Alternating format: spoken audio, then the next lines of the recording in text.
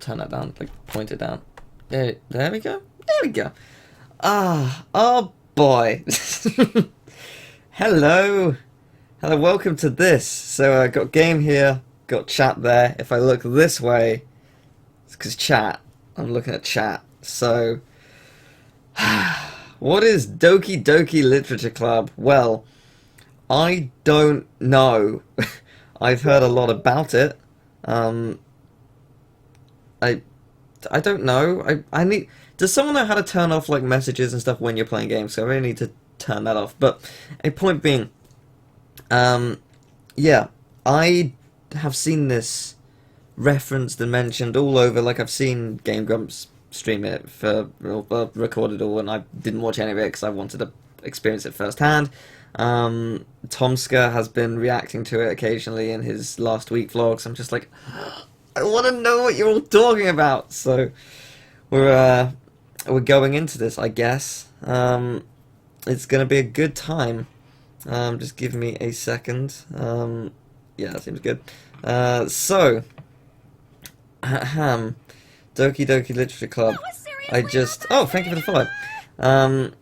All I know is that this game is not what it seems, and the first screen, which you're looking at right now, is a real doozy. You may notice that this game is not suitable for children or those who are easily disturbed. Fantastic. So, yeah, let's do this. Individuals suffering from anxiety or depression may not have a safe experience playing this game. For content warnings, please visit that. Okay. By playing Doki Doki Literature Club, you agree that you are at least 13 years of age and you consent to your exposure of highly disturbing content. Sure? Yeah? You're not gonna... Oh, that's a cheery sound effect for this. Fantastic. So, again, I have no idea what I'm in for.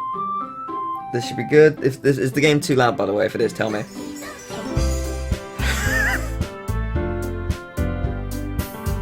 I'm terrified. I really am. I'm really looking forward to it, though. Let's go straight into it. I'm Teal. I'm ready. I got my my Pride and Prejudice and my my copy of the guide for Super Mario Odyssey. We're gonna find those moons. I'm ready to join a literature club. So yeah, I guess I just click or press a button. Hey. Oh, actually, it's got history, autosave, skip. Okay, cool.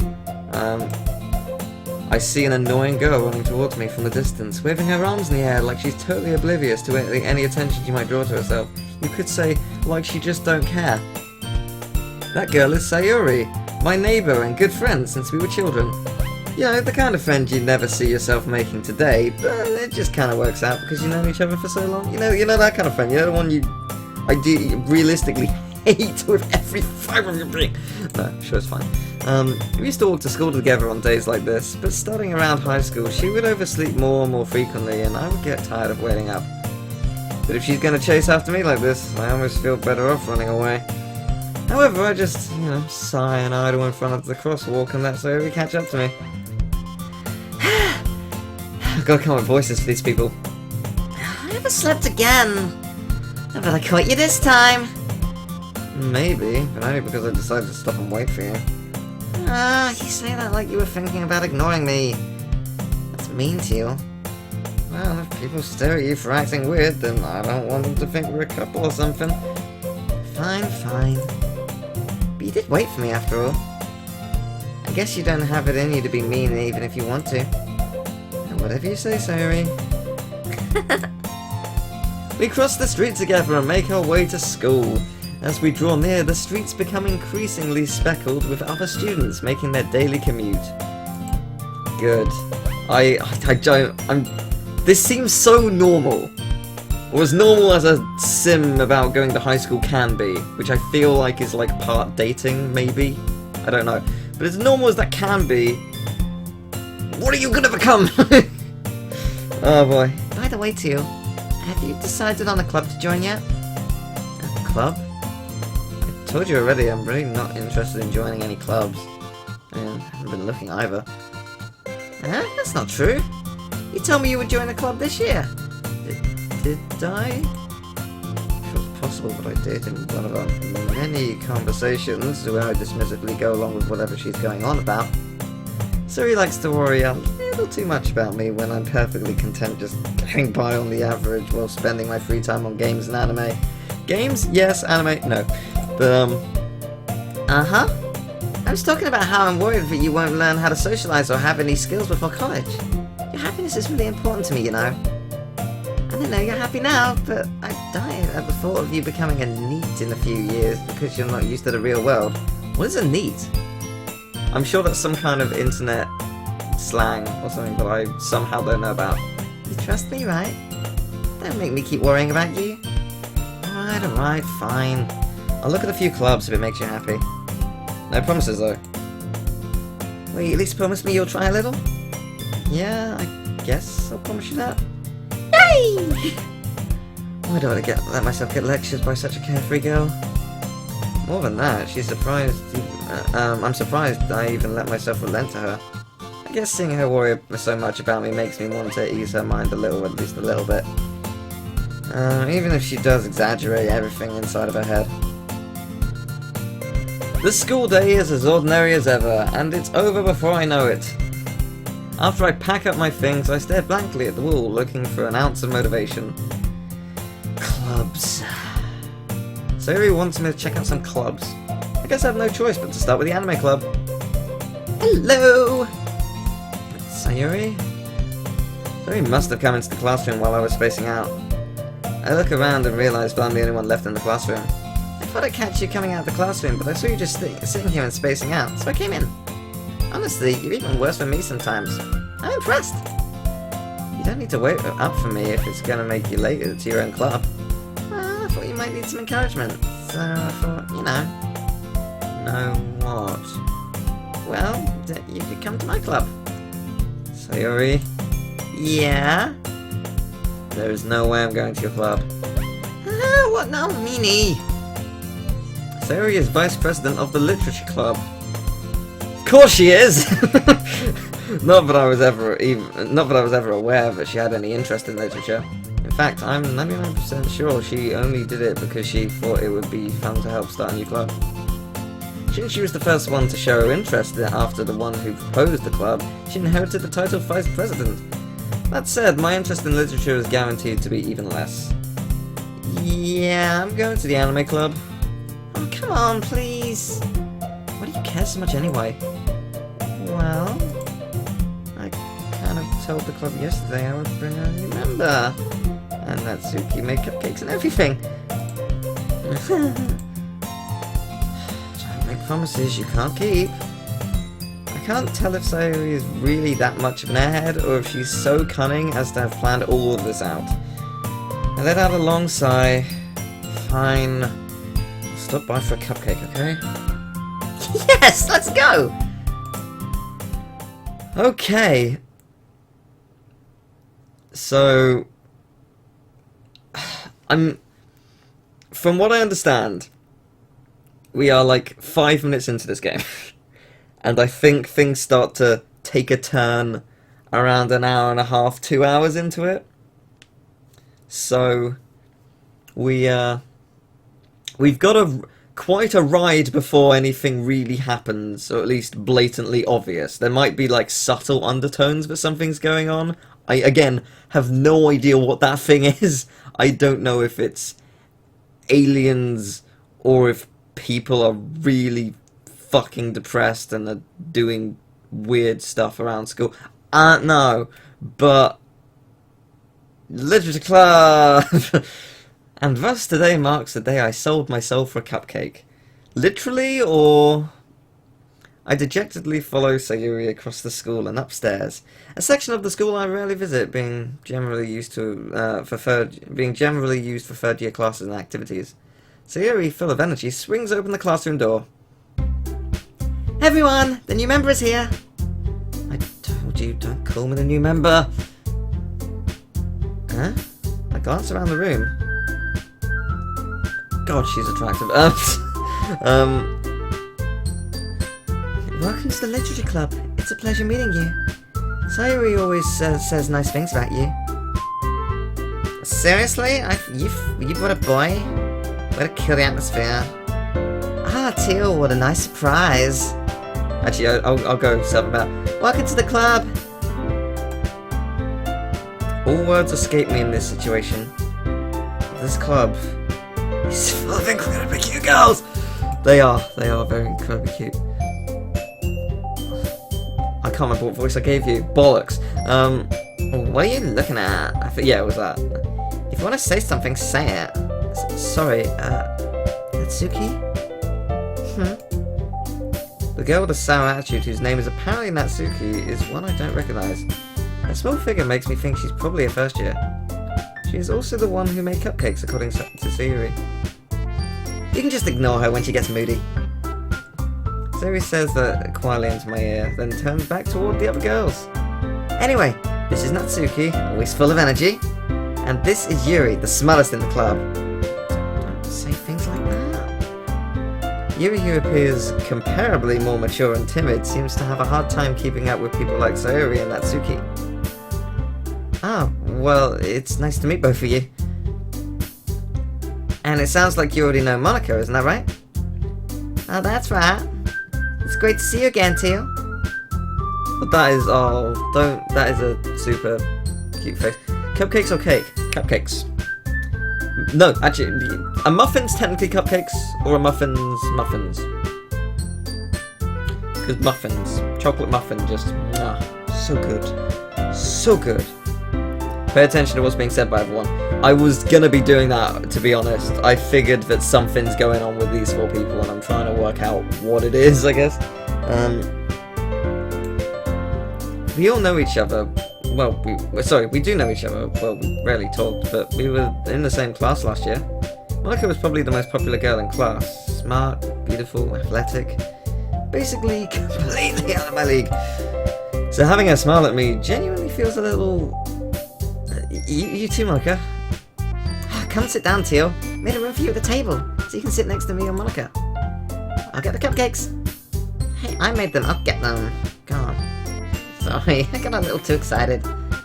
Then, how about I make you some tea as well? The girls have a few desks arranged to form a table. As Suri mentioned, it's been widened so that there is one space next to Monica and one space next to Sayuri. Natsuki and Yuri walk over to the corner of the room where Natsuki grabs a wrapped tray and Yuri opens the closet. And Teal yawns because he's very tired for some reason.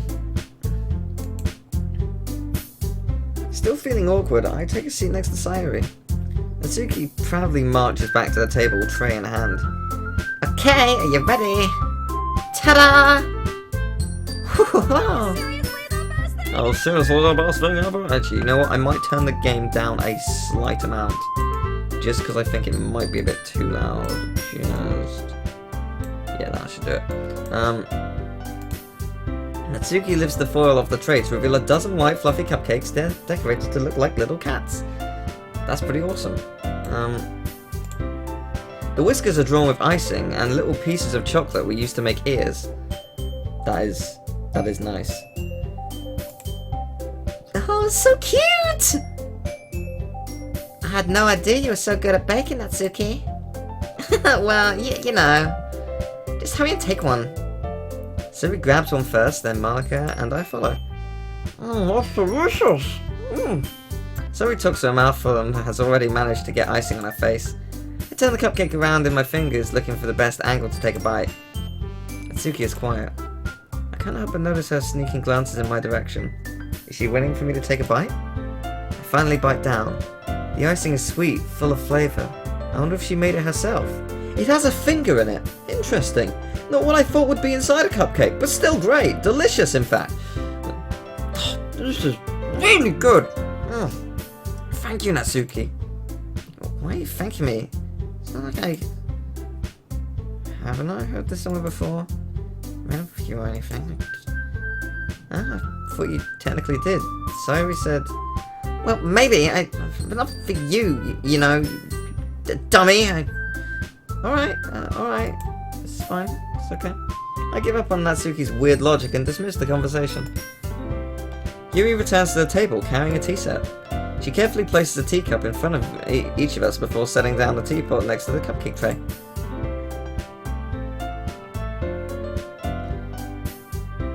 You keep a whole tea set in this classroom? Oh, don't worry, the teacher gave us permission.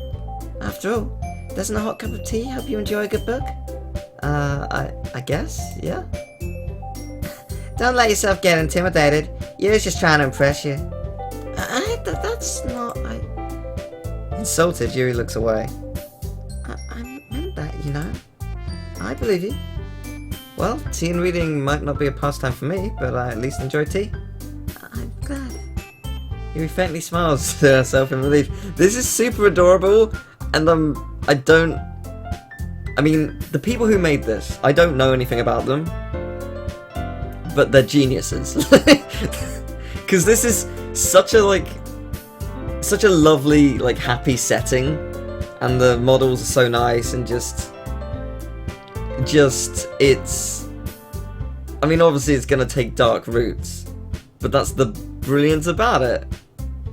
It would be more amusing if the game didn't start out with, if you're bothered by stuff and people just played it and were like, oh fuck. It'd be great, but Monica raises an eyebrow and smiles at me.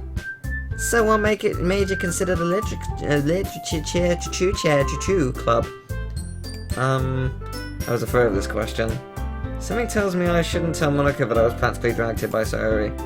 Well, I haven't joined any clubs yet, and Sayori seemed really happy here, so... Well, that's okay, don't be embarrassed.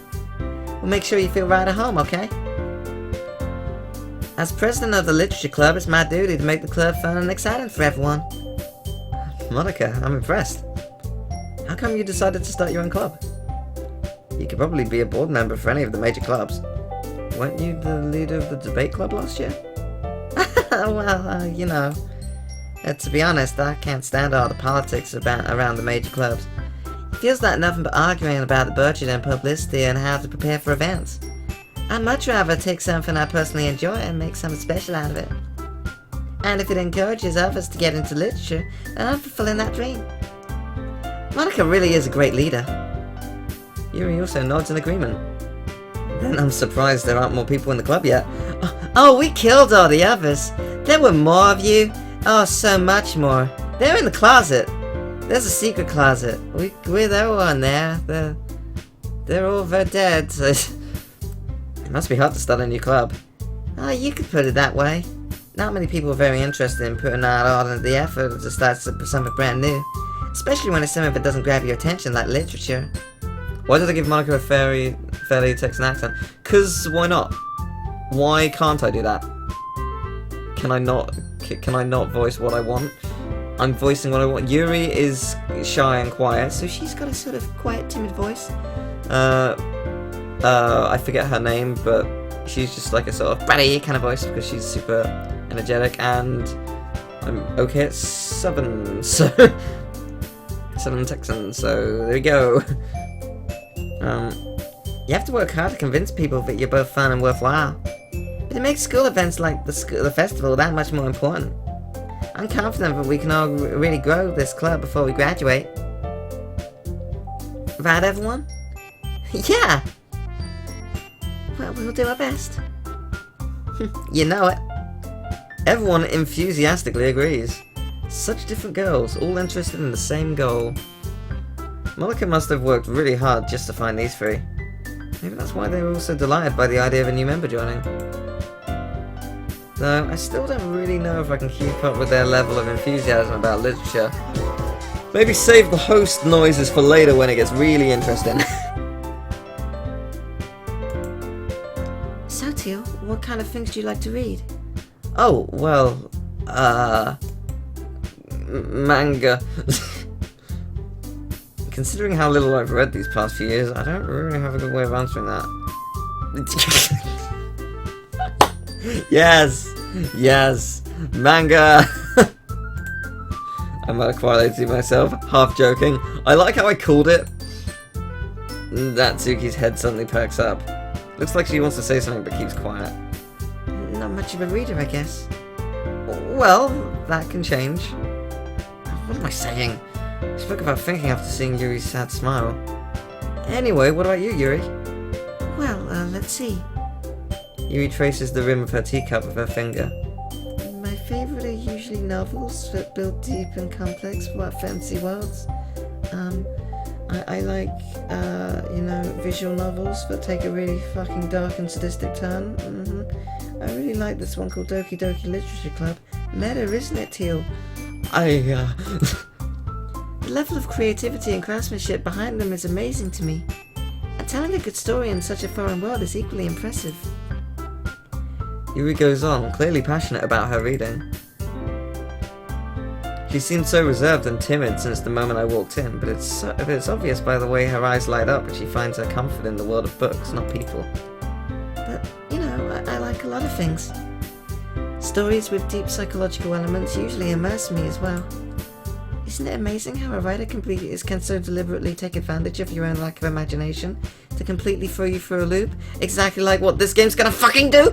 Anyway, I've been reading a lot of horror...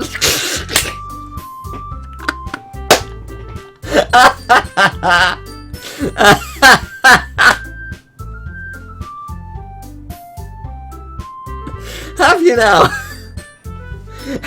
Have you really?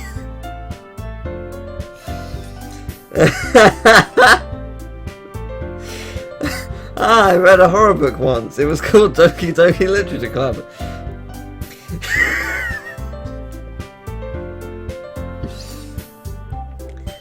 I desperately grasp something I can relate to at the minimal level. At this rate, Yuri might as well be having a conversation with a rock. Really? I wouldn't have expected that, Yuri. For someone as gentle as you. I guess you could say that. I have a really neat dungeon. But if a story makes me think or takes me to another world, then I really can't put it down. Surreal horror is often very successful at changing the way you look at the world, if only for a brief moment. Exactly like how this fucking game will. I hate horror. It would suck if I was in a fucking horror game. I mean, fucking ugh. Oh, what's that? Well, I just... Natsuki's eyes dart over to me for a split second. Never mind. That's right. You usually like to write about cute things, don't you, Natsuki? What gave you that idea? You left a piece of scrap paper behind last club meeting.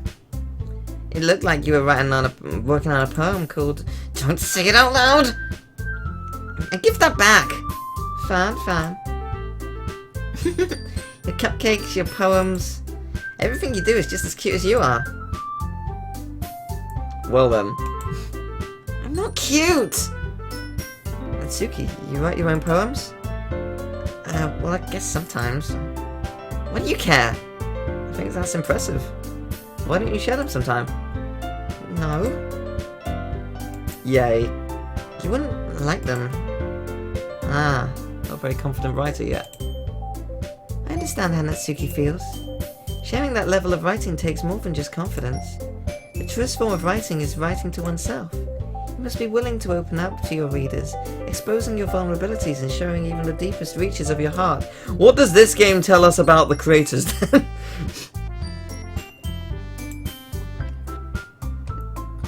Do you have writing experience too, Yuri?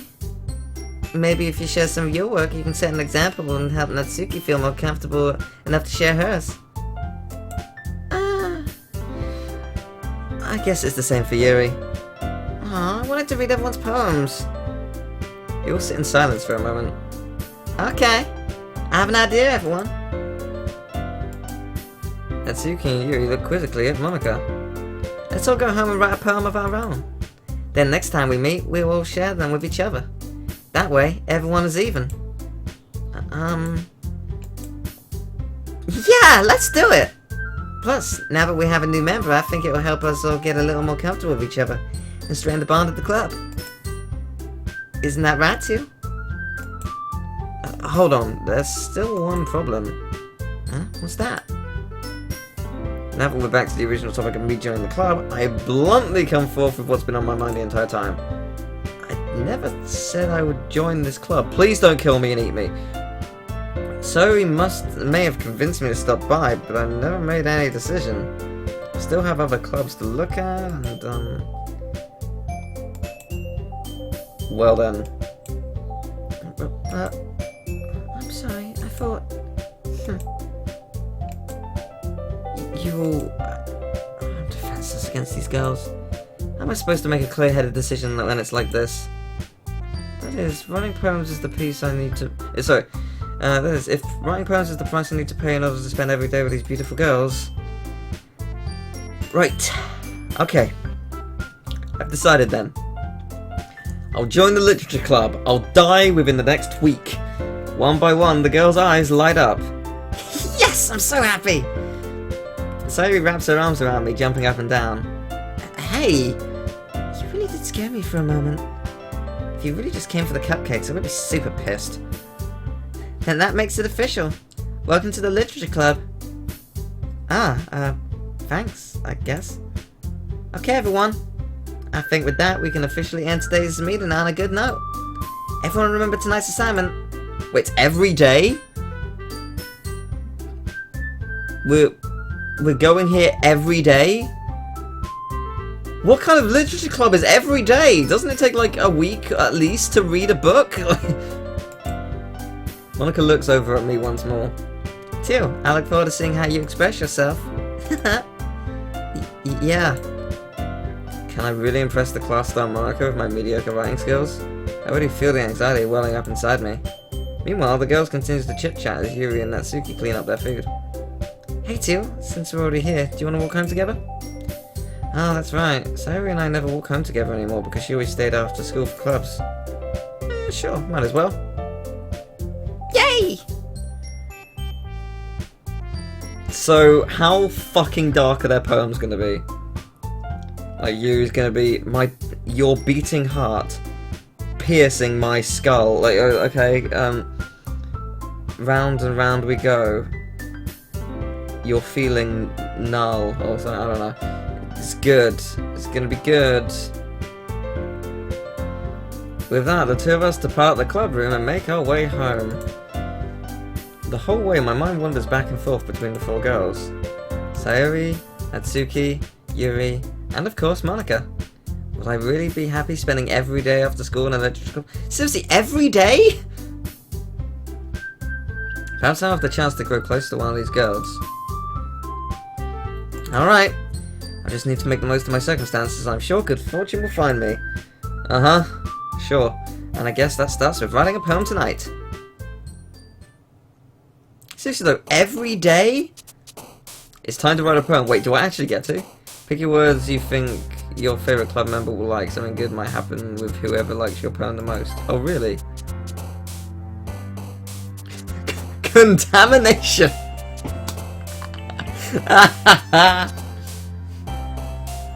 Okay, so... grief is there. I don't know what effulgent means. Sure. Let's go nature. Wrath! Nature. I don't know what that... after image, right. So I don't know why I couldn't read that word. But yeah, that's, sure. Sunset. Suicide. Lust.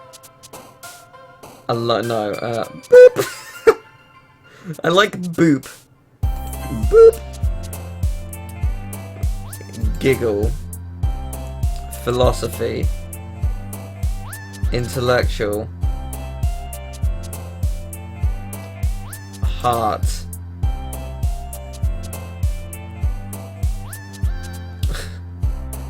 Lucky. Graveyard. No, let's not go graveyard. They are super adorable. Fireworks. Agonizing death. Feather. My heart fills me with determination. Marshmallow. Explode. Frightening.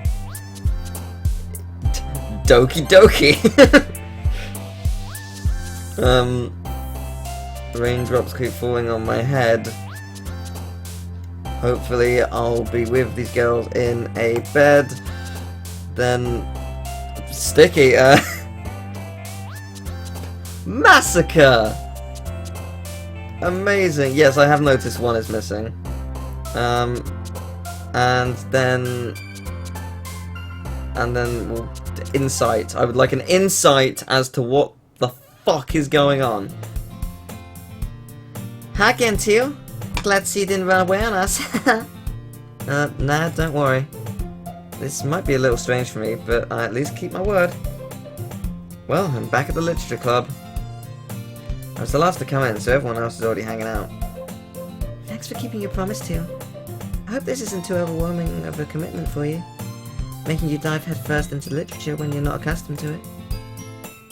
Oh, come on, like he deserves any slack.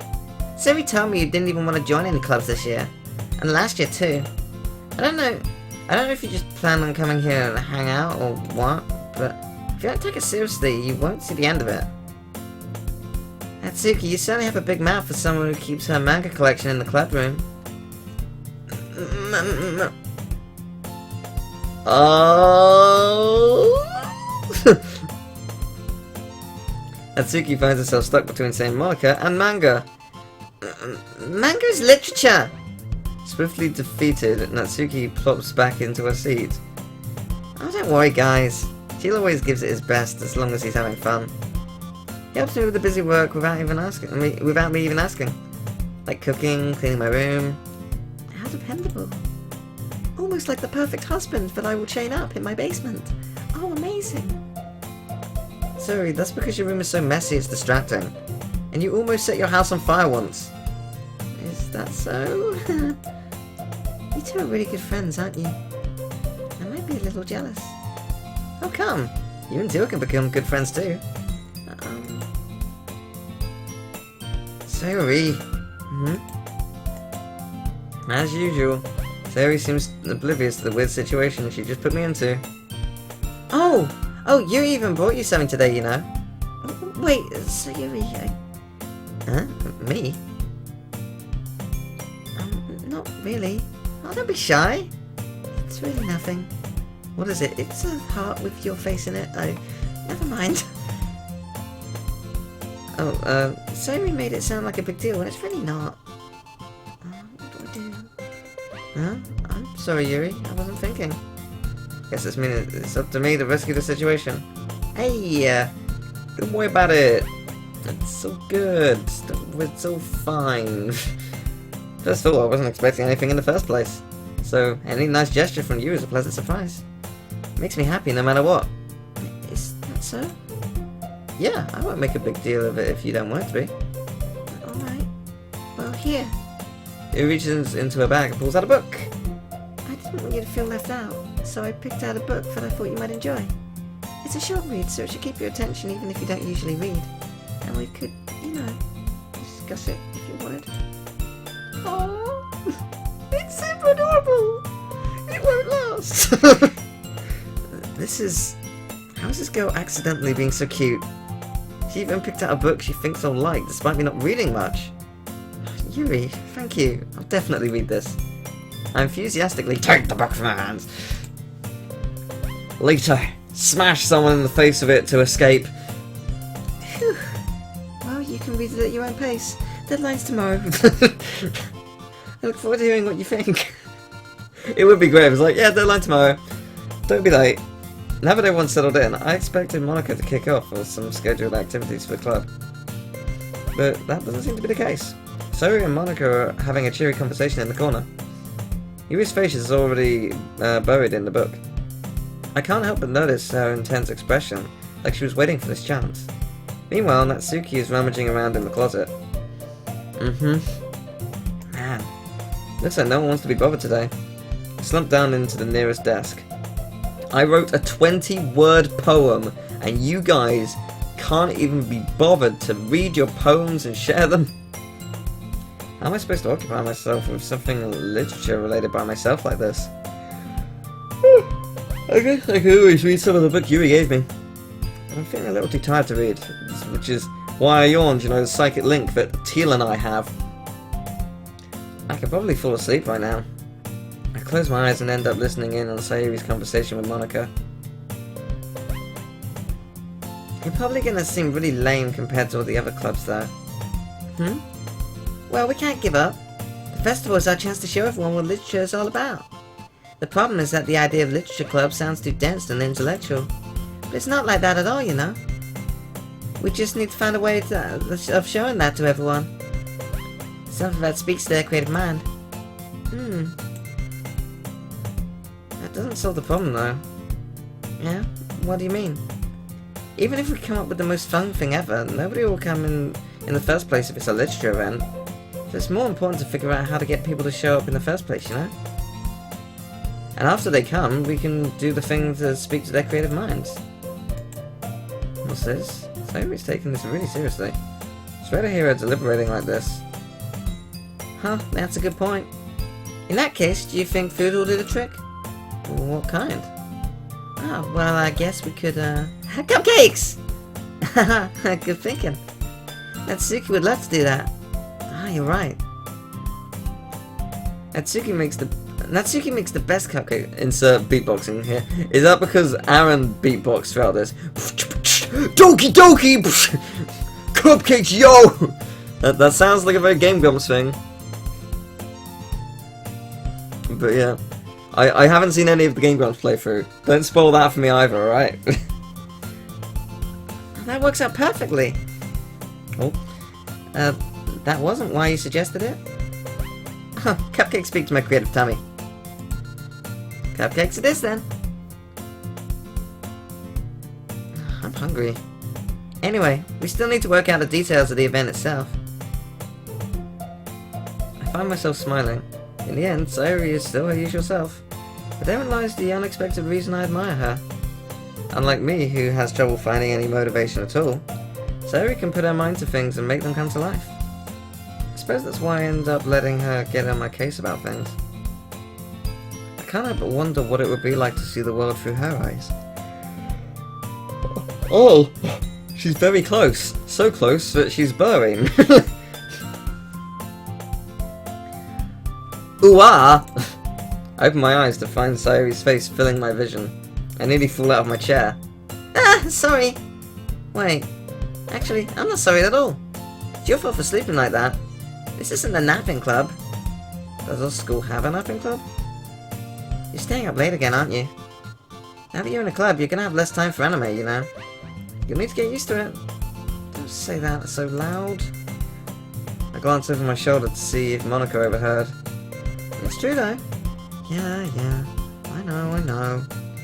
You're always looking out for me, Sayori. It's what I do best. That's a problem. What about you? You look out for me better than you look out for yourself. You're still oversleeping every day, aren't you? Huh? Not every day. That's not very convincing. How many days this past week have you gotten up on time? That's, it's a secret. I know it. Come on! At least give me the benefit of the doubt. I can't even do that. Look, sorry, it's written all over you. Huh? Zoe glances at herself. She picks up a mirror. It says, I stayed up beyond 12 every day this week on her face. How is it written all over me? You were clearly in a rush this morning. Look at your hair is sticking out all around here. Ah! I run my fingertips down the side of Zoe's hair trying to straighten it out. Man, you really need a brush for this. My hair is just really hard to get right. I won't fall for that. There's more than just your hair. Look, your bow isn't straight either. And there's a toothpaste stain on your collar right here. But nobody would ever notice that. Of course they would. Nobody's going to tell you about it though because they don't want to embarrass you. Fortunately, I really don't care about that. This is great. And you don't even keep your blazer buttoned up. Seriously, Sayori. Why do you think you don't have a boyfriend yet? Ah! That's super mean! Sorry, but you'll thank me later. I start to button her blazer from the bottom. Once you see how much better it looks, you'll change your mind. Wow, that's, this is super, like, at what point does she just kiss me right on the face? Well, I was just thinking how weird it is to have a friend who does these kind of things. Huh? Don't say that. You make me feel weird about it, stupid. It's okay though. I'm happy we're like this. Aren't you? I guess, yeah. Hey, be careful. The button might come off. Why is this one so hard to close? I struggle to fully close the button near her chest. Does this thing even fit you properly? It did when I bought it. Uh-huh. I'm guessing she's matured a little bit. I'm guessing that's the reason. If you ever buttoned it, you would have noticed sooner that it doesn't fit you anymore. What are you smiling about? It means my boobs got bigger again. Don't say that out loud. Yeah, I did the more, like, roundabout way of saying it. She's just like, yeah, my boobs are massive now. Like, cool. Anyway, you look much better now, so, why does it feel strange to see Sayori's blazer buttoned up like that? It's so stuffy. It's not worth it at all. Yeah, cool. Whew. That's so much better. This is just weird. So if I keep it unbuttoned, then I won't get a boyfriend, right? What kind of logic is that? Why are you saying that like it's a good thing? Because if I had a boyfriend, then he wouldn't even let you do things like this. And you take care of me better than anyone else would, anyway. So that's why I'm keeping it unbuttoned. Stop saying all these embarrassing things. Huh? I didn't say anything embarrassing. Jeez. Well, anyway, just focus on trying to wake up a little earlier. And if you focus on going to bed earlier. Fine. Fine. It's a deal. I guess we really are better at taking care of each other than we are at taking care of ourselves. Yeah, I guess so, huh? So maybe you should come wake me up in the morning. You're doing it again, Sayori. Oh, but I was joking that time. It's impossible to tell with you sometimes. Okay, everyone. Huh? Mocha suddenly calls out. Why don't we share the poems we wrote? Oh god. it begins. Here we go. Let the fun commence. Yay! Too, I can't wait to read yours. Yeah, same. Failed to sound enthusiastic, but Sayori still trots away to retrieve her poem. By the way, did you remember to write a poem last night? Yeah. My relaxation ends. I can't believe I agreed to do something so embarrassing. I can't believe I'm going to be mauled by some girls. Okay, here goes. I can't really find much inspiration since I've never really done this before. Well, now that everybody's ready, why don't you find someone to share with? Sorry, just yawning. Ignore me. I can't wait. We're not far into the game. We're about to read our first poem, which I'm sure is going to just enthrall us all. Looking forward to it. Sayori is on a wrinkled sheet of loose leaf torn from a spiral notebook. On the other hand, Monica wrote hers in a composition notebook. I can already see Monica's pristine handwriting from where I sit. Natsuki and Yuri thank you for the follow. Natsuki and Yuri reluctantly comply as well, reaching into their bags. I do the same myself. Shit.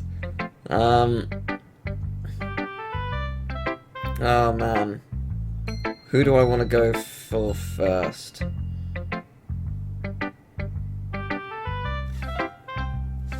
Let's go, Natsuki. I told Natsuki I was interested in her poems yesterday. It's probably only fair if I shared mine with her first.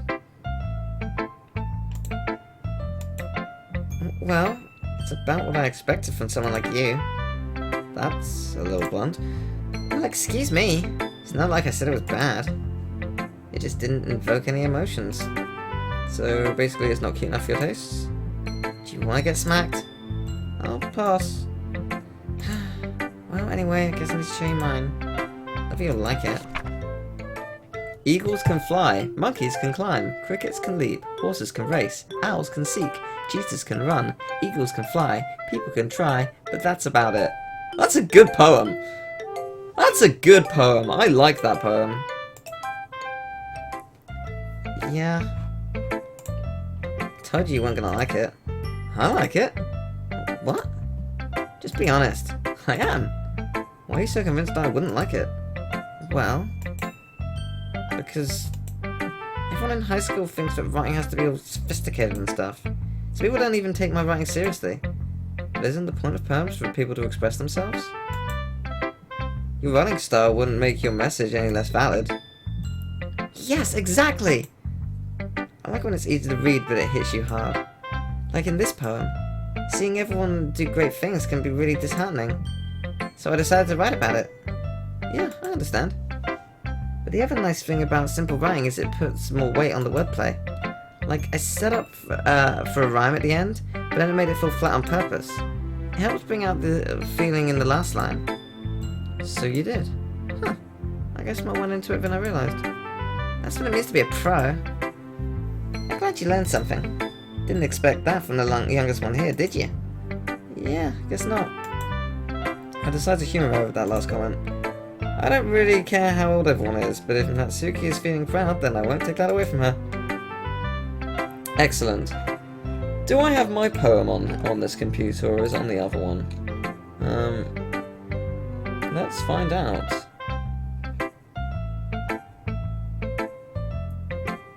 No, it is not on here. What a shame. Unless I called it something else. Nope, it's not on here. That is a disappointment. Well, I guess we won't be reading my poem at some point. Let's go, Sayori. Oh my goodness! This is so good to you! Is it? Huh? I love it! I had no idea you were such a good writer. Sayori, you must be seriously overreacting.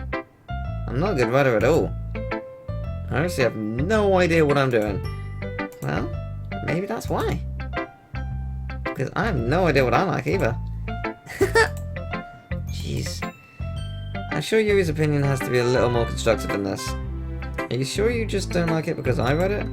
Huh? Well, I'm sure that's part of it, but I think I understand you better than a lot of other people, you know. So when I read your poem, you know, it's not just a poem. It's a teal poem. And that makes it feel extra special. Like I can feel your feelings in it. Yeah. Yeah, you're so weird, Sayori. I'm really happy that you wrote one. It just reminds me of how you're really a part of the club now. Not to mention the fact that I'm standing in front of you in the club room. Well, of course. I'm not really into it yet, but that doesn't mean I'll break my promise. See? It's like I said before, Teal.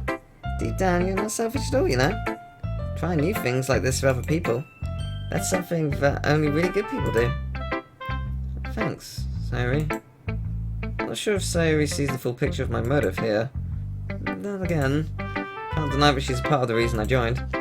Knowing how much this means to her and all. Yeah, and I'm gonna make sure you have lots of fun here, okay?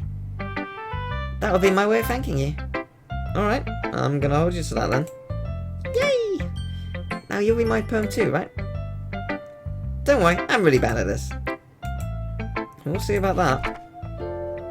Dear sunshine, the way you glow through my blinds in the morning, it makes me feel like you missed me, kissing my forehead to help me out of bed, making me rub the sleepy from my eyes. Are you asking me to come out and play? Are you trusting me to wish away a rainy day? I look above, the sky is blue. It's a secret, but I trust you too. If it wasn't for you, I could sleep forever. I'm not bad. I'm not bad. I'm mad. Why can't I not say the word mad? I want breakfast. I read ahead and saw breakfast, and I kept saying bad because of it. That's a good poem. I like that as well. The thing is, like whichever way you want to slice this, the people who made this game, whether it be a visual novel or, you know, like an epic, like deep movie or whatever, professional writers can make very good poems. So I'm very impressed by that. It's a good poem. Sorry, this is just a guess, but did you wait until this morning to write this? I mean, I figured that it was like because she keeps waking up, but at the same time, It's a good poem. No, just a little bit. You can't answer just a little bit to a yes or no question. I forgot to do it last night. Well, at least that makes me feel a little better about myself. Don't be mean. I still tried my best. Yeah. Yeah, I didn't mean to say it was a bad poem. It came out nice, or, how should I put it? It sounds like you? Really? Yeah. Yeah, especially that last line. I made eggs and toast. Even though you were late to school. It's bad to skip breakfast. I got all cranky. Well, I guess there's no point in arguing. Anyway, thanks for showing me. Monica's the best, okay. I look forward to the next best poem. I'm intrigued in Yuri. The fuck have you done? Yuri stares at the poem. A minute passes. More than enough time for her to finish reading. Sorry. I forgot to start speaking. It's fine. Don't force yourself. No. I just need to put my thoughts into words. Hold on. Okay. This is your first time writing a poem, right? That's not good for me. Yeah. Why do you ask? I'm just making sure. I guess that it might be after reading through it. Ah. Yeah, so it's not bad. No. Did I just raise my voice? Oh, I'm so sorry. Oh, that's adorable. Yeah. That's adorable. It's fine. I really didn't notice. What were you saying? Right, it's just that there are specific writing habits that are usually typical of new writers. And having been through that myself, I kind of learned to pick up on them. I think the most noticeable thing I recognise in new writers is that they try to make their style very deliberate. In other words, they tend to pick a writing style separate from the topic matter, and they form fit the two together. The end result is that both the style and the expressiveness are weakened.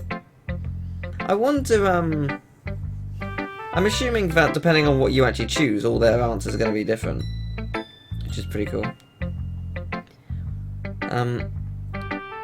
When Shuri finds her train of thought, it's as if her demeanour totally changes. Her stammering is completely gone, and she sounds like an expert. Of course, that's not something you can be blamed for. There are so many different skills and techniques that go into writing, even a simple poem. Not just finding them and building them, but getting them to work together is probably the most challenging part. It might take you some time, but it all comes with practice, and learning by example and trying new things. I also hope that everyone else in the club gives you valuable feedback. Natsuki can be a bit biased though. Biased? How? Well, never mind. I shouldn't be talking about people like that. Sorry. It's fine. I'm not sure if Yuri is apologising to herself, to me, or to Natsuki. Do you mind if I read your poem now? Oh, please do. I'd love to share my thought process behind it. Okay, let's see. Ghost under the light. God, I can't even read this.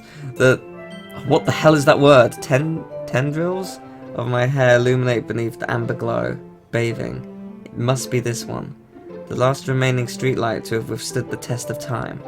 The last yet to be replaced by the sickening blue-green hue of the future.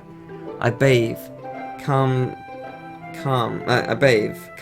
breathing air of the present, but living in the past. The light flickers. I flicker back. That is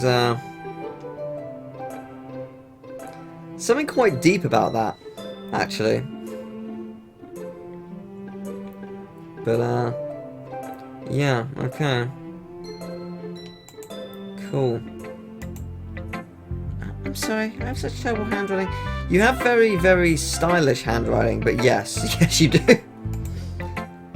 What? No, I wasn't thinking that at all. I'm just trying to breathe in what you've created, you know. Soak it all up. you a long time to read. Well, I just don't read script very often, you know. I actually think the handwriting is pretty. Huh? Well, that's a relief. Also, I like the poem, even though it's short. And even though it's short, it was really descriptive. It wasn't too short. I usually write longer poems. Oh, not at all. I'm really glad you like it. I'll be honest. Since it's our first time sharing, I wanted to write something a little more mild. Something easy to digest, I suppose. Are you into ghost cheery? Actually, the story isn't about a ghost at all, Teal. Really? Must have totally missed the point. Well, I suppose you did only glance over it after all. But remember, the poets often express their own thoughts, feelings and experiences in their work. They usually do more than tell a simple story or paint a picture. In this case, perhaps the subject of the poem is of only being symbolically compared to a ghost, lingering in a last remaining place of comfort, unable to let go of the past, and soon to be left with nothing. That's a lot more solemn putting it that way. I hadn't even thought of that. That's impressive. No, it's nothing really. Well, it makes me happy that you think that. Just remember that it won't be long before you pick up on these things too. Yeah, maybe you're right.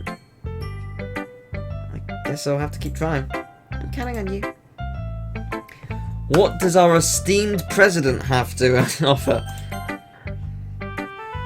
Hi, Teal. Having a good time so far? Yeah. Good. Glad to hear it. By the way, since you're new and everything, if you ever have any suggestions for the club, like new activities or things we can do better, I'm always listening. Don't be afraid to bring things up, okay? Alright, I'll keep that in mind. Of course, I'm probably afraid to bring things up, but much better off just going with the flow until I'm more settled in. Anyway, want to share your poem with me? It's kind of embarrassing, but I guess I'll have to. Oh, don't worry, Teal. We're all a little embarrassed today, you know. But that's sort of the barrier, but we have to learn to get past soon. Yeah, that's true. A hand Monica my poem. I like this one. Makes me think of something Sayuri would like. Oh, is that so? You and Sayuri are really good friends, right? I wouldn't be surprised if you had those sort of things in common. You may be good friends, but Sayuri and I are actually really different. Well, that may be the case. But maybe there are also some similarities that you wouldn't expect. The way she talks about you, sounds like you two are really, like the two of you really care for each other's well-being. Shame I'm gonna have to put a stop to that. Give it a day or two. 3 days from now, this literature club is gonna be blown sky high. Oh, what a day it'll be. So I think that's the kind of vibe I get from reading your poem. You sure you're not reading into it too much? I could be. Oh gosh, I should not sound like Yuri. But in any case, Sayuri's writing has kind of a gentle feel to it. I can tell that she likes exploring with emotions like happiness and sadness. Who knew that someone so happy would enjoy sad things too? Yeah, that's totally unexpected. Well, to each their own. And you shouldn't be afraid to experiment a little either. Yeah, I'm sure I'll end up trying different things a lot. Could take a while before I feel comfortable doing this. That's okay. I'd love to see you try new things. That's the best way to find the kind of style that suits you. Everyone else might be a little bit biased towards their own kind of styles, but I'll always help you find what suits you the most. So don't force yourself to write the way everyone else wants you to write. It's not like you have to worry about impressing them or anything. Yeah. Anyway, do you want to read my poem now? Don't worry, I'm not very good. You sound pretty confident for someone who claims to be not very good. Well, that's because I have to sound confident. Doesn't mean I always feel that way, though. I see. Well, let's read it then. I can read it, yes! Hole in wall. It couldn't have been me. See the direction the spackle protrudes. A noisy neighbour? An angry boyfriend? I'll never know. I wasn't home. I peer inside for a clue. No, I can't see. I reel. Blind. Like a film left out in the sun. But it's too late. My retina's already scorched with a permanent copy of the meaningless image. It's just a little hole. It wasn't too bright. It was too deep, stretching forever into everything. A hole of infinite choices. I realize now that I wasn't looking in. I was looking out, and he, on the other side, was looking in. Whoa, boy! That one's fucking dark! That one's a little different than the others, wasn't it? I was waiting for it. I was waiting for the, yeah, I was waiting for the moment where something... So what I'm taking from this, if we're gonna go, like, in a almost super literal sense, I think this person is literally trapped somewhere, and all they can see out of is a little hole that has only recently been created by, like, someone getting angry, and that's basically their captor getting angry, presumably. And that hole that they see out of is the first light they've seen in so long, but it almost blinds them. That is what I've taken from that, because this game's fucked up. Or I'm reading way too much into it. But no, that's what I'm taking from this. So, what do you think? It's very free form, if that's what you call it. So I'm not really the right person to ask for feedback. It's okay. Yeah, that kind of style has gotten pretty popular nowadays. That is, a lot of poems have been putting emphasis on the time in between words and lines. When performed out loud, it can be really powerful. That was the inspiration behind this one?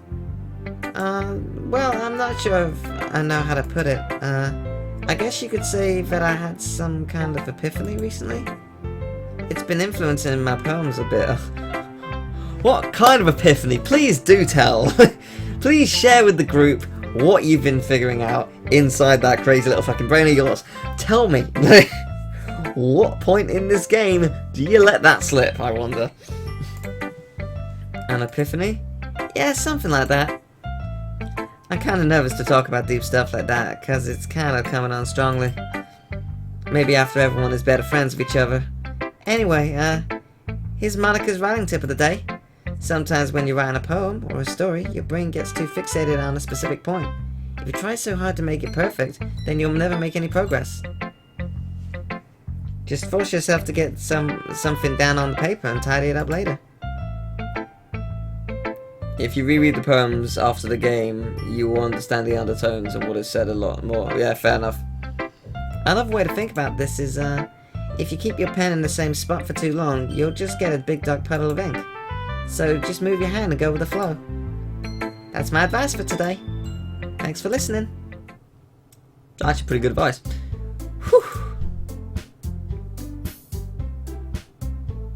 I guess that's everyone. I glanced around the room. That was a little more stressful than I anticipated. It's as if everyone is judging me for my mediocre writing abilities. Even if they're just being nice, there's no way my poems can stand up to theirs. This is a literature club after all. I sigh. I guess that's what I ended up getting myself into. Across the room, Sayori and Monica are happily chatting. My eyes land on Yuri and Natsuki. They gingerly exchange sheets of paper, sharing their respective poems. As they read in tandem, I watch each of their expressions change. Natsuki's eyes furrow in frustration. Meanwhile, Yuri smiles sadly. What's with this language? Huh? Did you say something? Oh, it's nothing. Natsuki dismissively returns the poem to the desk with one hand. I guess you could say it's fancy. Thanks. Yours is cute. Cute? Did you completely miss the symbolism or something? It's clearly about the feeling of giving up. Okay. Yeah, actually, no, I can see that now. I thinking back to a poem. I get ya. So,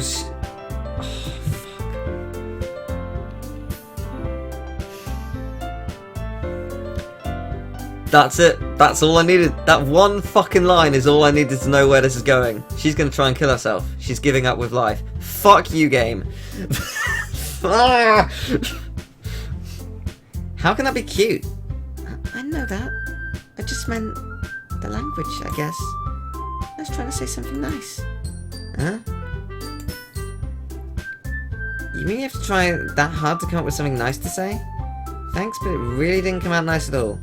Well, I do have a couple of suggestions. I was looking for suggestions. I would have asked someone who actually liked it. Which people did, by the way. So I really liked it. And Teal did too. So based on that, I'll gladly give you some suggestions of my own. First of all... Excuse me. I appreciate the offer, but I've spent a long time establishing my writing style. I don't expect it to change anytime soon. Unless, of course, I come across something particularly inspiring. Which I haven't yet. Wow, that's mean. And Teal liked my poem too, you know. He even told me he was impressed by it. Oh? I didn't realize you were so invested in trying to impress our new member, Yuri. Dad, this music! That's not what I... You're just... Maybe you're just jealous, but Teal appreciates my advice more than he appreciated yours. Huh? And how do you know you didn't appreciate my advice more? Are you that full of yourself? No. If I was full of myself, I would deliberately go out of my way to make everything I do overly cutesy. Is everyone okay? This music is great, by the way. You know what? I wasn't the one whose boobs magically grew a size bigger as soon as Teal started showing up. Oh! Whoa, hello there. Natsuki? Natsuki, that's a little, I don't like fighting, guys. Suddenly both girls turned towards me as if they just noticed I was standing there. Teal, she's trying to make me look bad. That's not true. She started it. If she could get over herself and learn to appreciate that simple writing is more effective, then this wouldn't have happened in the first place. What's the point of making your poems all convoluted for no reason? The meaning should jump out at the reader, not force them to have to figure it out. I agree with both sides, to be honest. You can have a convoluted poem and it works really effectively, and you can have a simple poem and it works just as effectively. It depends on what you're actually saying within the poem, more than what the poem is written like. But it takes the right words. And those words are going to change for every person. Someone, like these two, for example, how one will interpret the poem will be interpreted completely different by someone else. So...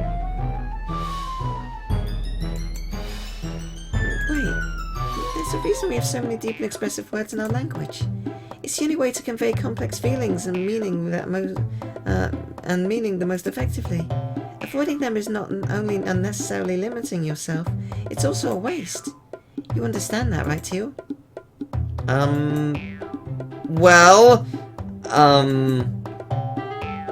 did I get dragged into this in the first place? It's not like I know anything about writing. Whoever I agree with, they'll probably think more highly of me. Oh my god.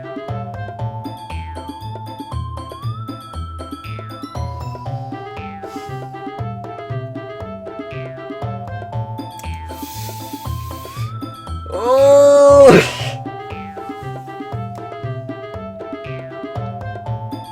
It's clever.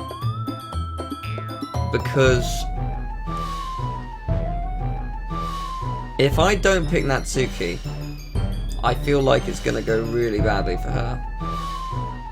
If I go Yuri, if I go Natsuki, if I choose Natsuki, Yuri, I don't know what she's gonna do to me. She's gonna kill me. I could just say help. Screw it. I don't know what to say. Help me. Natsuki!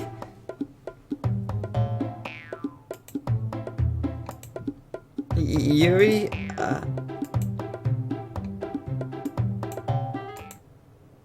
Sayori? Huh? Yeah. Everyone's fighting is making Sayori uncomfortable. How come the two of you keep fighting when you know you're making your friend feel like this? Teal? Well, that's her problem. This isn't about her. I agree. It's unfair for us to interject their own feelings into our conflict. Yeah, unless Sayuri wants to tell Yuri what a stuck-up jerk she's being. She would never. It's your immaturity that made her upset in the first place. Excuse me? Are you listening to yourself? This is exactly why. Exactly why nobody likes... Oh, yeah, this is, it's pretty good. Yeah, I thought I was making a good choice, because if I genuinely think Natsuki is going to commit suicide at some point, or at least try, and that worries me. But, yeah. Stop! Please stop! Natsuki, Yuri, hear my guitar riff. We're about to sing a pop number from a Disney film about how we should be friends. It's not about what happens when you shout. I don't know. You guys are my friends. I just want everyone to get along and be happy. My friends are wonderful people, and I love them because of their differences. Natsuki's poems, they're amazing because they give you so many feelings with just a few words. And Yuri's poems are amazing because they paint beautiful pictures in your head. Everyone's so talented. So why are we fighting? Because, well... Also, Natsuki's cute and there's nothing wrong with that. And Yuri's boobs are the same as they always were. Big and beautiful. Yep, you can quote me on that one day if you want. Just replace their name with someone else. And you can, got a good edit right there. Sayuri stands triumphantly. Monica stands behind her with a bewildered expression. I'll make some tea. Right. So this is why Sayuri is vice president. To be honest, I might come off as a good leader, and I can organize things. But I'm not very good with people. I couldn't even bring myself to interject. As president, that's kind of embarrassing of me. Nah, it's not like I can blame you. I wasn't able to say anything either. Well, I guess that just means Sayuri is amazing in her own ways, isn't it? Isn't she? Yeah, you could say that. She might be an airhead, but sometimes it's really suspicious that she knows exactly what she's doing. I see. Take good care of her, okay? I would hate to see yourself get hurt. Oh, see, whatever. That makes two of us. You can count on me. Yay. She's a genuine person. Such a genuine person really does make a good president, regardless of what she says. If only she wasn't some kind of psychopath that we'll find out in, probably an hour. I don't know exactly when or what's gonna happen, but give it an hour. Sure we'll know. Okay everyone, it's just about time for us to leave. How did you all feel about sharing poems? It was a lot of fun. Well, I'd say it was worth it. It was alright, mostly. Teal, how about you? Yeah, I'd say the same. It was a neat thing to talk about with everyone. Awesome! In that case, we'll do the same thing tomorrow. Maybe you learn something from your friends too. So your poems will turn out even better. I think to myself, I did learn a little more about the kinds of poems everyone likes. Whew. Very luck. That means I can at least do a better job impressing those I want to impress. I nod to myself with newfound determination. Teal, ready to walk home? Yeah, sure, let's go. Sayuri beams at me. It truly has been a while since Sayuri and I have spent this much time together. Can't really say I'm not enjoying it either. Yay. Hooray, we did the great thing. Sayuri? About what happened earlier. Huh? What do you mean? You know, between Yuri and Natsuki?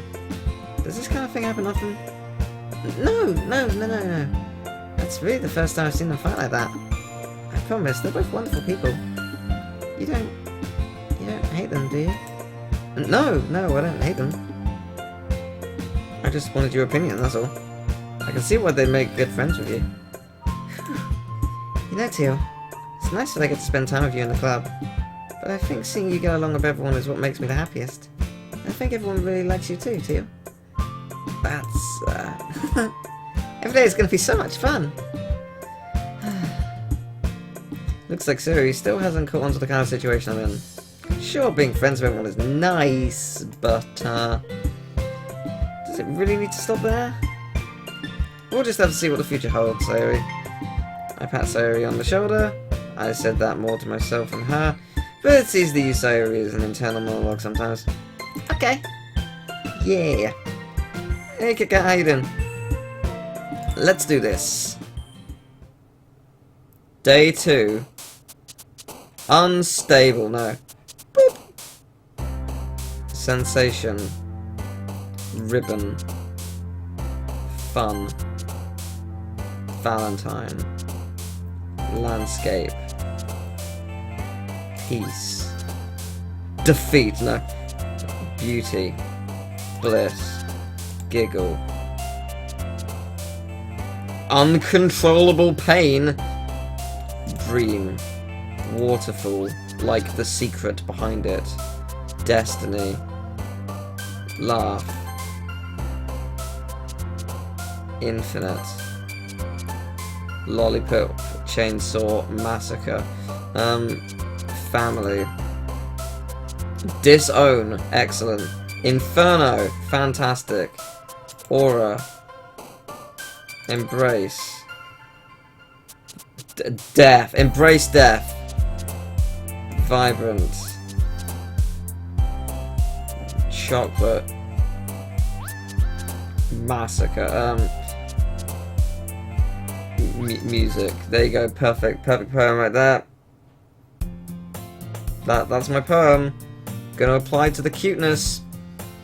Another day passes and it's time for the club meeting already. Gotten a little more comfortable here over the past couple of days. Entering the club room, the usual scene greets me. Hi, Teal. Yes, Sayori. Looks like you're in a good mood today. I'm just still not used to you being in the club, that's all. I see. That's a pretty simple thing to get you in a good mood. But I guess it's always the simple things with you anyway. Speaking of which, I'm kinda hungry. will you come with me to buy a snack? No thanks. Huh? That's not like you at all. I have no reasons. Why don't we take a look at your purse, Sayori? Huh? Why that all of a sudden? No reason really. I just wanted to look at it. Uh-huh.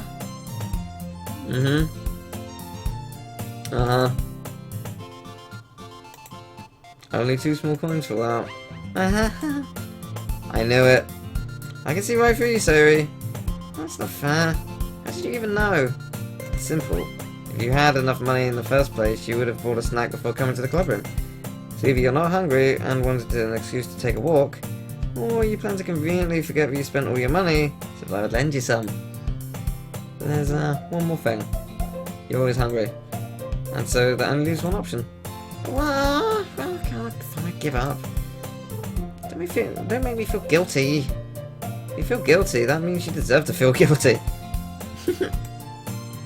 Yuri suddenly giggles. Huh? I didn't notice that she was listening in. Her face is in her book as always. Ah, I wasn't listening or anything. I was just something in my book. Yuri, Tell Tia to let me borrow some money. that's a... Don't get me involved like that, Sayori. Besides, you should only buy what you can responsibly afford. And frankly, after pulling a mischievous word, little stunt like that, your suffering is fair enough retribution. Wow. You may as well just, like, imply that you're gonna smother her with a pillow or something. Almost like another character in another game that looks almost a little bit like you. But I mean, I'm not saying this is Persona 4. Did I just... I didn't mean that. I got too absorbed into my book.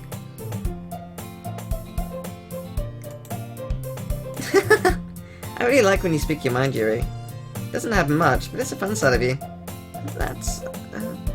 there's no way you could think that. You're right, though. I did something bad and now I have to accept the revolution. Retribution. That, yeah. Still, coming from you, Sayori, I guess there's a little devil inside us all, isn't there?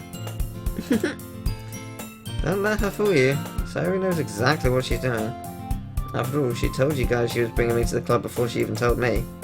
But he wouldn't have come if it weren't for the cupcakes. So I had to trick Natsuki into making them. Come on, give me more credit than that, Sayori. Pwap! Nice. Yeah! Out of nowhere, something smacks Sayori in the face and tumbles onto the desk. Ow. What was... Huh? A cookie? Sure enough, it's a giant cookie wrapped in plastic. Is this a miracle? It's because I paid my restitution. Retribution. Actually, that one almost worked. I'm just gonna give it to you. But then I heard you blab about the cupcakes. It was totally worth seeing your reaction though. Natsuki. That's so nice of you. I'm so happy. Sayori hugs the cookie, to be fair. If it's a good cookie, then you hug that cookie. You lick the cookie. You become the cookie. Do we all become cookies and then someone eats us? Is that where this game goes? Yes. Yes, it will. No, it won't. Jeez, just eat it. What? Takes a big bite, eats it all in one go. So good. Sayori suddenly claps her hands over her mouth. You're going for a lot over just one cookie. Oh, yours looks really good, Natsuki. Can I try it? Jeez. I guess can have choosers. Here's the chocolate. Yeah, why do you think I gave you that one? Fine. So I'm really happy that you shared this one with me. Jeez. I get it. Cookie still in hand, Natsuki reaches up to nudge Sayori off of her.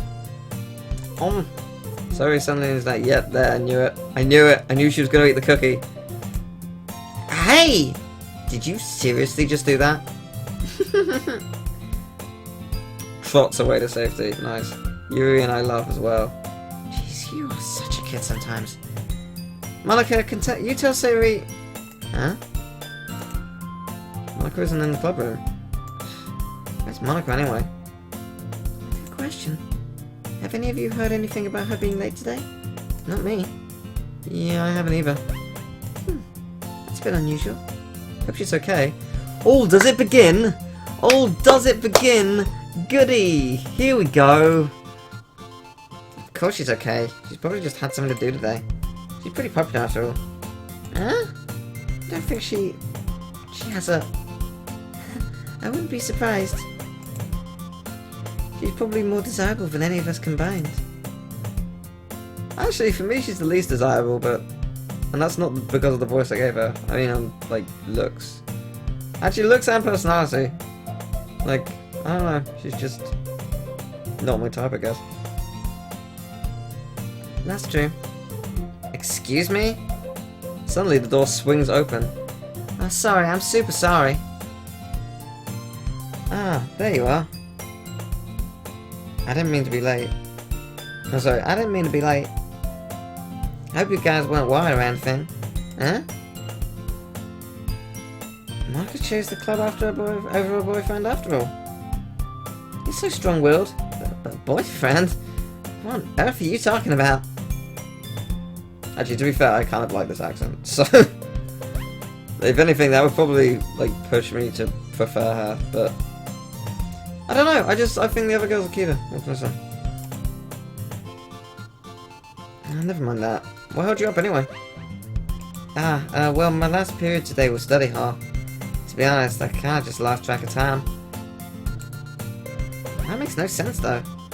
You would have heard the bell ring at least. I must not have heard it since I was practicing piano. Piano? I wasn't aware you played music as well, Monica. I don't really. Kinda just started recently. Always wanted to learn piano. Oh, that's so cool. You should play something for us, Monica.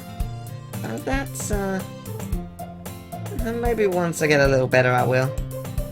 Yay! That sounds cool. I'd also look forward to it. Oh, is that so?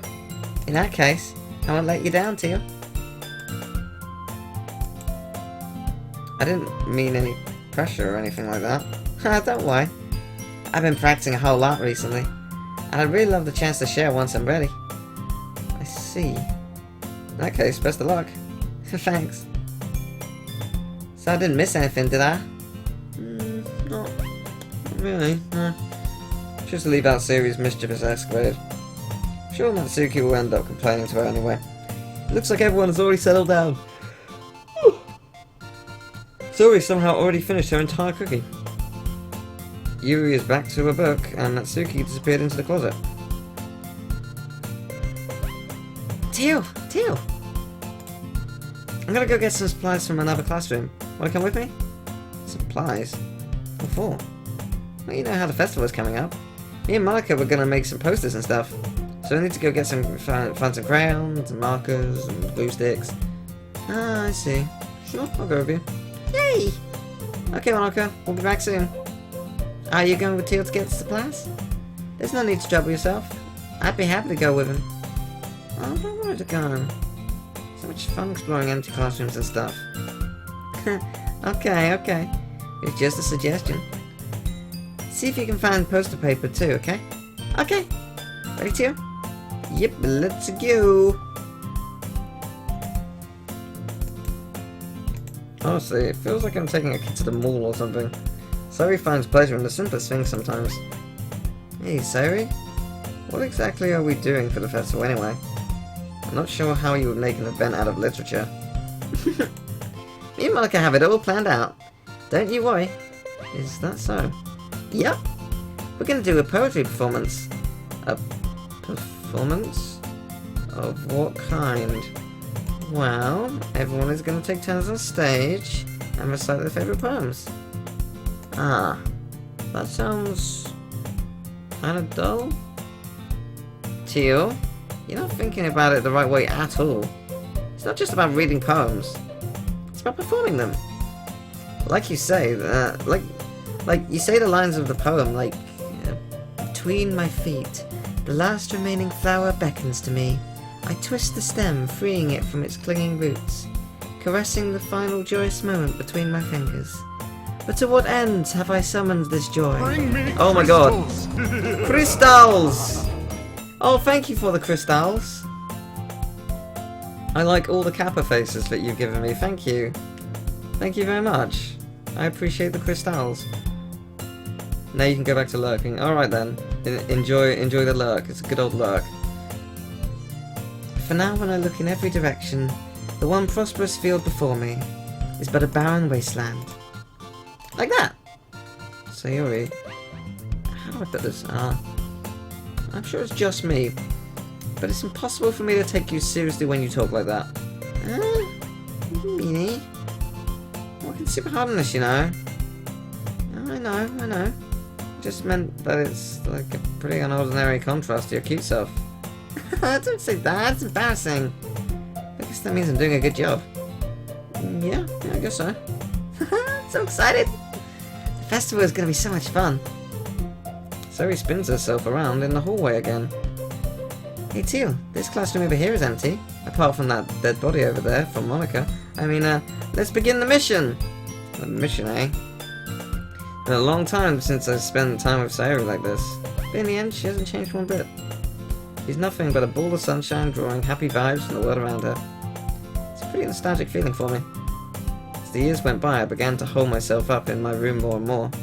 So going adventuring with Sayori brings about a special sort of feeling I forgot I had in me. The two of us enter the classroom. Straight to the closet. Let's see what we have in here. Ah, crayons! Pulls a full box of crayons off the shelf. Oh, they're the best brand too. Crayola. Kind of dirty though. Alright, that's one down. Don't get distracted, we still need to find... Hi. Wait, I'm looking for my favourite colour. Fine. Now at least move aside so I can look for the poster paper. Oh, I dropped one by accident. Ah! Oh, that's gonna hurt. Ow. You okay? My forehead. She's sorry. It's just like you, isn't it? Come on, let me see. Since Sayori is sitting on the floor, I grab her by the waist and pull her out of the closet. You have to move your hand, Sari. It hurts. Just do it for a second. Wow, this isn't suggestive at all. It's the brand 24. You know, that famous brand, 24. Sari slowly releases her hands from her forehead. I gently brush her bangs to the side. Ow. Sorry. A huge red mark on the centre of her forehead. A bump is starting to form as well. Man, that's gonna swell up. I should find you some ice. Teal? I don't even find ice around this time. I guess a cold drink would do? You don't have to. I'm fine with looking like a unicorn. Oh, that's so adorable! That's so adorable! I wasn't prepared for that. That's lovely. Even winching from the pain, Sari makes a silly joke. What are you saying? I'll be right back, okay? Okay. I pat Sari on the shoulder and run out into the hallway. I locate the nearest vending machine. What should I get? Doesn't really matter since it'll be used as an ice packet rather than to drink. But I know Sari likes apple juice, so I purchased that one. In just a moment, I'm already returned to the classroom where I left Sari. She has one palm on her forehead and is using the other to clumsily scoop crayons back into the box. At least they were already in the wrong spots before I filled them. Sari, here. It's nice and cold. Oh, that is a big bottle. That's big of an... I was expecting like a juice box kind of thing. Sari opens the cap and starts drinking from it. Sari, what are you doing? It's for your forehead, idiot. Ah, sorry, I forgot. How hard did you hit your head? Sari places the bottle against the bump on her head. It stings. I'll just bear with it. It'll feel better soon. Looks like you cleaned up most of the crayons, so that's good. Hey, Teal? This kind of reminds you of growing up, doesn't it? Huh? What do you mean? You know, how we used to play outside all the time. I would always try to keep up with you. You were kind of oblivious in some ways. Like, I usually fell behind or had trouble climbing on the things you did. Sometimes when I tried to do things I couldn't, I would get myself hurt. I'd fall and scrape myself or get a bump. And I would start crying really hard. And you would rush over as quickly as you could. You would try really hard to get me to stop crying. It was almost like you blamed yourself and were afraid of getting into trouble if someone found out. Even though it wasn't really your fault at all, you know. Did I really do that? Yeah? You don't remember? Come to think of it, I do remember a bit. I guess I was always so focused on my games, but I didn't pay enough attention to you. So in a way, it was my fault. Kind of like this time too. If I wasn't rushing you out of the closet, you probably wouldn't have hit your head. Teal, I don't think you realise it, but you're always thinking about other people. Even after all these years. You're rushing to help me even though I'm just being clumsy. You're really a sweetheart. Don't call me that. I don't really do this kind of thing all the time. I guess when it comes to you, it just feels natural. Before I even know it, I'm treating you like that. Guess that's what happens when you've been friends for so long. Really? Maybe you're right. Teal, I'm so glad that nothing's changed between us. Do you think it'll be like this forever? Forever? If I'm honest with myself, there's no telling where we'll end up for college or after that. So it wouldn't be fair for me to make any promises. But, well, I hope so. It's been this long already, right? I can't imagine you ever changing, so my hopes are up. I'm so happy. Yay! Yeah, I ship it. None of the craziness has happened just yet. Like little things of the poems, but that's about it. Like little subtle things. We remain silent for a moment. She's so silly and clumsy on the outside. When I see her deep in thought like this, it makes me not want to disturb her. I guess we should go back. I don't want to worry Monica, you know. Yeah, good luck with that. She's gonna see your forehead either way. Not if I hide it under my bangs. Sayori hops to her feet. Ah! Don't stand up so fast after hurting yourself. I guess it's too late now. Anyway, let's go. They follow Sayori out of the classroom. Sayori plays with her bangs to try and hide the bump, but without much success.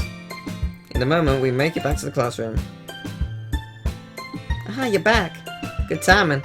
I was just about to ready to start with sharing our poems. Hey, sorry, your forehead. Oh, she's fine, don't worry about. I was playing with the crayons and smacked my forehead into the shelf. Well, anyway, were you able to find everything we needed? Uh-huh, I have it right. Huh? I forgot all of the stuff. Calm down, Sayori. I have it all right here. I found the poster paper too. Sounds like you ended up doing all the work, too. Oh well, Sayori. I failed to come up with an excuse for Sayori. I made it an adventure. Yeah, that. Huh, okay. In any case, good work. I'll start working on the posters tonight. Oh, me too. Okay, everyone. You ready to share your poems? Guess I should grab mine. After making sure the crayon box is closed tightly, I return to my seat. Let's go in reverse order this time. Hi again, Teal. How's the writing going? That's alright, I guess. I'll take that. As long as it's not going bad. I'm happy that you're applying yourself. Maybe soon you'll come up with a masterpiece. Yeah, I wouldn't count on that. Oh, you never know. Want to share what you wrote for today? Sure, here you go. Alright, it's pretty good. Makes me think of Sayori, like the other one you wrote. You two are like the dynamic duo. That's kind of exaggerating it. Yeah, probably. You do spend a lot of time with her even in this club, don't you? And again, I don't blame you for being a little shy. I'm not shy, it's just... I'm just teasing. I know it takes a bit of time to make friends with everyone, but Yuri and Natsuki are super interesting people, so don't be afraid to give them their share of time. And you can talk to me every now and then too. I'm not like unapproachable or anything, am I? No, it's nothing like that. It's just, I'm still getting used to being here, that's all. Yeah. And so if I was putting pressure on you or something. Oh, I really didn't mean it like that. Oh, no, don't worry, it's all good. I got what you were saying. Well, alright. Well, but anyway, you want to read my poem now? I like the way this one turned out, so I hope you do too. Alright, let's take a look. How ridiculously dark. Save me! What a fantastic start!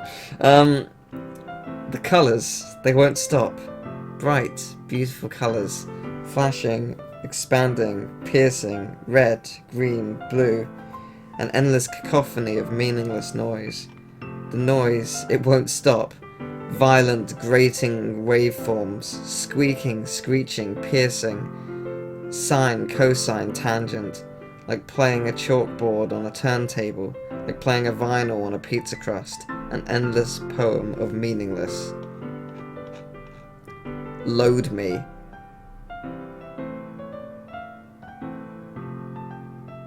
That's fucking genius.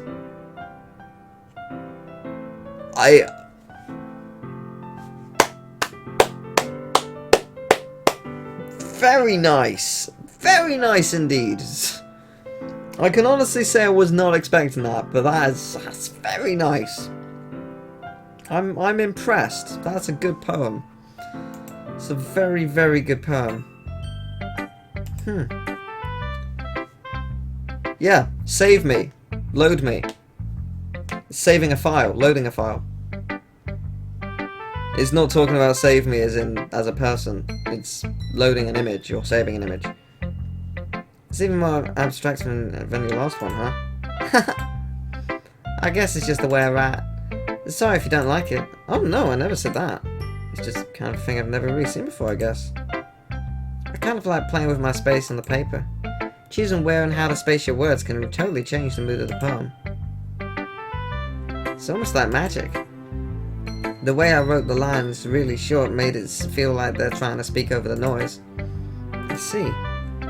Still hard for me to tell what it's about though. Sometimes asking what a poem is about isn't the right question. A poem can be as abstract as a physical expression or a feeling. Or a conversation with the reader. So putting it that way, not every poem is about something. Anyway, here's Monica's writing tip of the day. Sometimes you find yourself facing a difficult decision. When that happens, don't forget to save your game.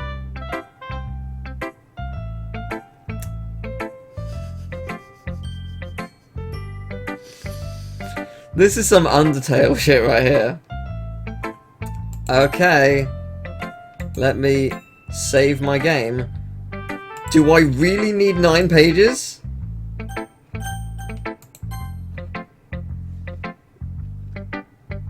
You never know when you might change your mind. Or when something unexpected may happen. Wait, is this tip even about writing? What am I even talking about? I have no idea, Monica. It always feels like you're super fucking meta.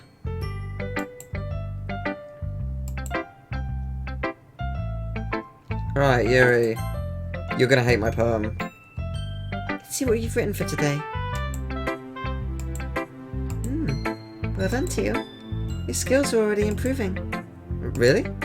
Thanks, Yuri. Coming from you, that means a lot. Huh? It's nothing. I'm just happy to help inspire fellow writers. Oh, they might have increased it to 9 just because people wanted to save multiple times or something, I don't know. I know you're new to this, so don't worry so much if it seems like you can't get your poem to feel perfect. You don't need to be afraid to be a little bit more daring. You don't need to be afraid to yawn in front of everyone and stretch. Oh god, that's good. Oh, that felt so nice. Oh, that is lovely. Ah. Anyway. Metaphors can go a long way. Don't feel like you need to work your brain like turning a bunch of gears. Try letting your mind wander through your feelings. Oh good, the video's gone up, finally. Also, hi Super. I'm Marvelous Mongoose, how you doing?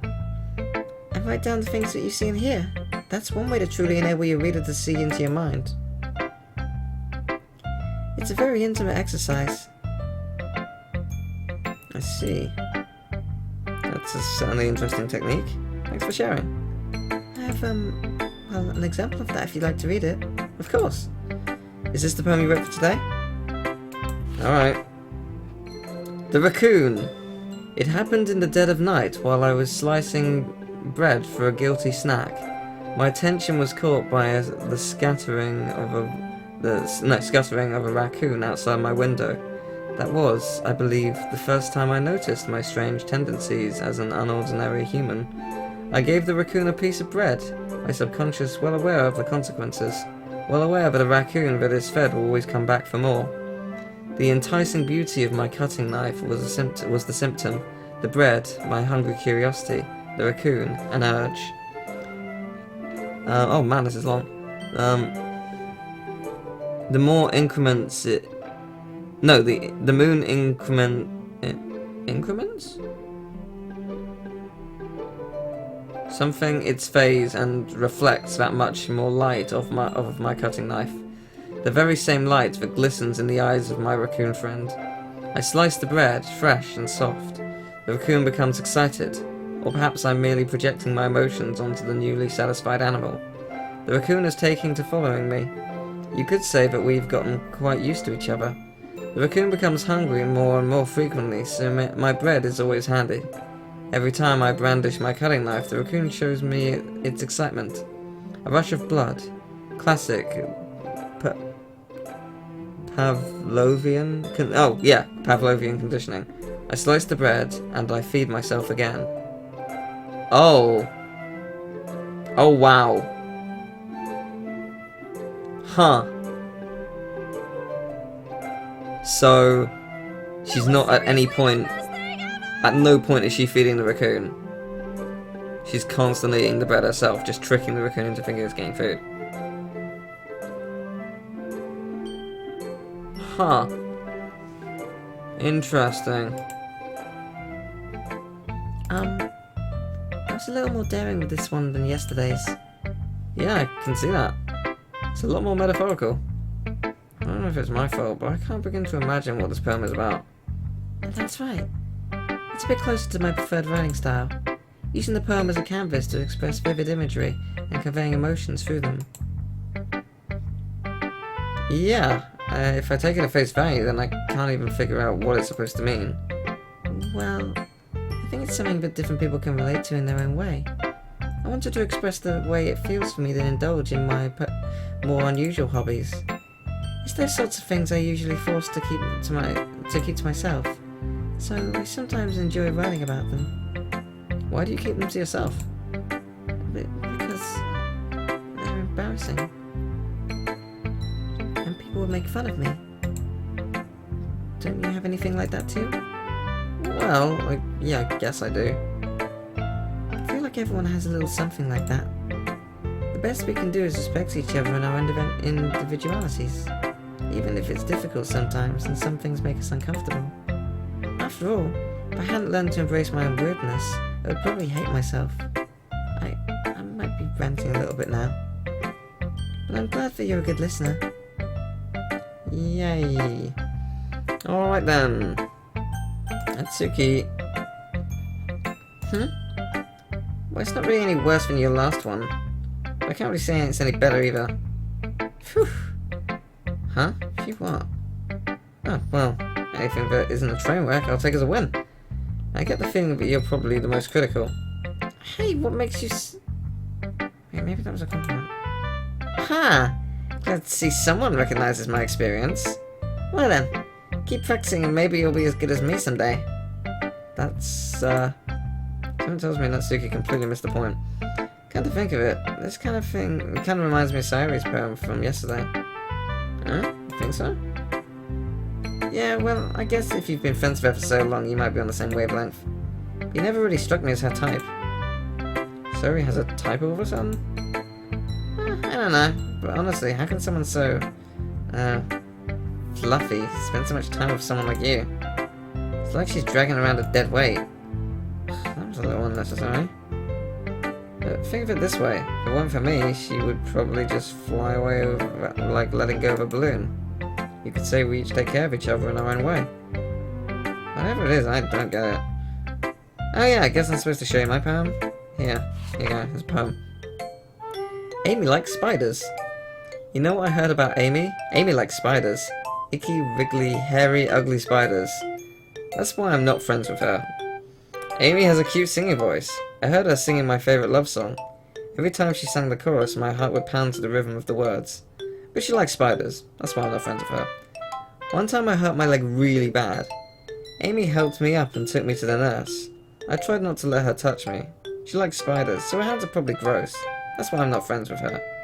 Amy has a lot of friends. I always see her talking to people. She probably talks about spiders. What if her friends start to like spiders too? That's why I'm not friends with her. It doesn't matter if she has other hobbies. It doesn't matter if she keeps it private. It doesn't matter if it doesn't hurt anyone. It's gross. She's gross. The world is better off without spider lovers, and I'm gonna tell everyone.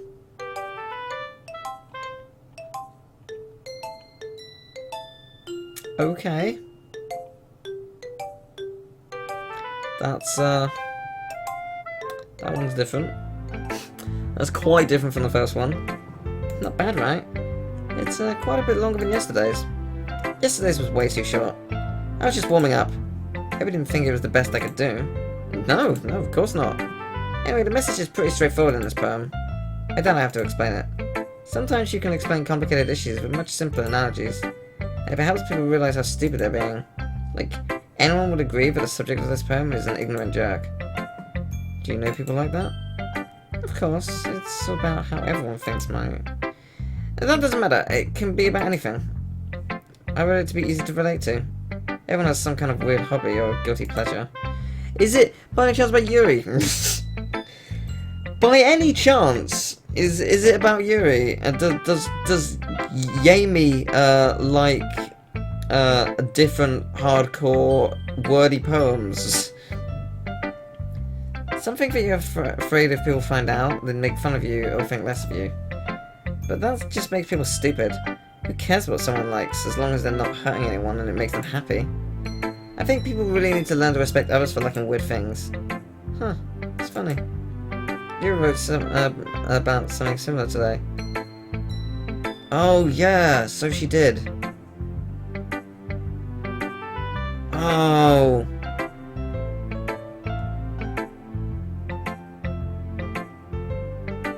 Yeah. Now I see the context of Yuri's book, goddammit. Huh? Did you say Yuri? Yeah. She said her poem was an unusual hobby of hers. I didn't really get it, but she said something similar to you. That people shouldn't make fun of each other. People shouldn't make each other feel insecure about those things. Really? Well, I mean, Yuri's pretty weird, so I wouldn't doubt that she has some weird hobbies. Not that there's anything wrong with that. It's not like I would judge her or anything. I guess I should try not to be so mean to her. If she feels insecure about her weird behaviors and stuff. I mean, I always hate people who make me feel insecure. And Yuri made me feel insecure yesterday. But the way you put it, it sounds like she learned a lesson. Well, I would say so, yeah. Even if her writing style was totally different, I'm sure she'll appreciate the message in your poem. It's what I do best, after all. I don't like writing unless there's a good message to take away from it. Like conveying emotions is important. But I want to make people think, not just feel. Remember that. I'm gonna write a good one for tomorrow, too, so look forward to it. Wow, that's actually crazy how different that would be if I did it the other way around. But, Siri, take a look at my poem. Teal, I really love your poems. I can't believe you've been hiding these from me. I'm not hiding anything. But your poems are so good. Yesterday's and this one too? You can't tell me you haven't done this before. I mean, you're really the only one who feels that way, so... Huh? No way! Even Natsuki? Well, I guess Natsuki's the least likely to admit how she likes something. But I don't think it's that. What do you mean? Well, I guess I'll be honest about it. It's a lot easier to write poems when I'm thinking about you. Huh? What? Stop thinking weird things, idiot. I just mean that you're a really expressive person, I guess. How am I supposed to write poems about my own stupid life? You somehow make everything in your life seem an adventure. Even the little things. Like cooking. Let's not talk about that. So, yeah. I guess what I'm saying is I can feel more feelings through you than I can through myself. We have that kind of weird connection. It's your fault for getting in my business all the time. Huh? I don't know if I understand. You never understand when I try to explain things to you, do you, Siri? Hey! I'm not a kid, you know. Are you sure about that? Maybe. Well then. Hey, Teal. Will you give me your poem? I kinda wanna keep it. Uh-huh. Why? Because, well, it's the first time you've written something for me. Siri, you completely misunderstood. I didn't write this for you. Are you even listening anymore? Oh, whatever. I'll give it to you when we go home. Really? Snap. Oh, I broke my pencil.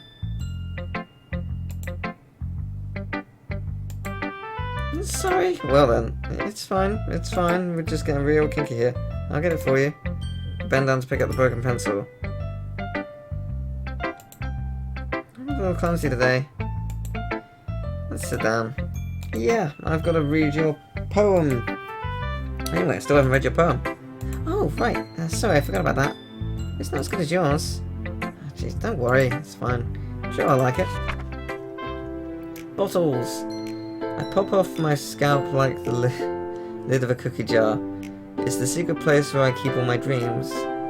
Little balls of sunshine all rubbing together like a bundle of kittens.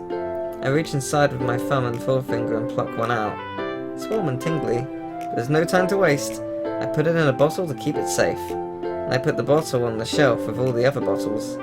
Happy thoughts, happy thoughts, happy thoughts in bottles all in a row. My collection makes me lots of friends. Each bottle a starlight to make amends. Sometimes my friend feels a certain way. Down comes a bottle to save the day. Night after night, more dreams. Friend after friend, more bottles. Deeper and deeper my fingers go, like exploring a dark cave, discovering the secrets hiding in the nooks and crannies. Digging and digging, scraping and scraping. I blow dust off my bottle caps. It doesn't feel like time elapsed. My empty shelf could use some more. My friends look through my locked front door. Finally, all done, I open up and in come my friends. In they come in such a hurry. Do they want my bottles that much? I frantically pull them from the shelf, one after the other, holding them out to each and every friend, each and every bottle. But every time I let one go, it shatters against the tile between my feet. Happy thoughts, happy thoughts, happy thoughts, and shards all over the floor. They were supposed to be for my friends who aren't smiling. They're all shouting, pleading, something. But all I hear is echo, echo, echo, echo, echo, inside my head. Interesting.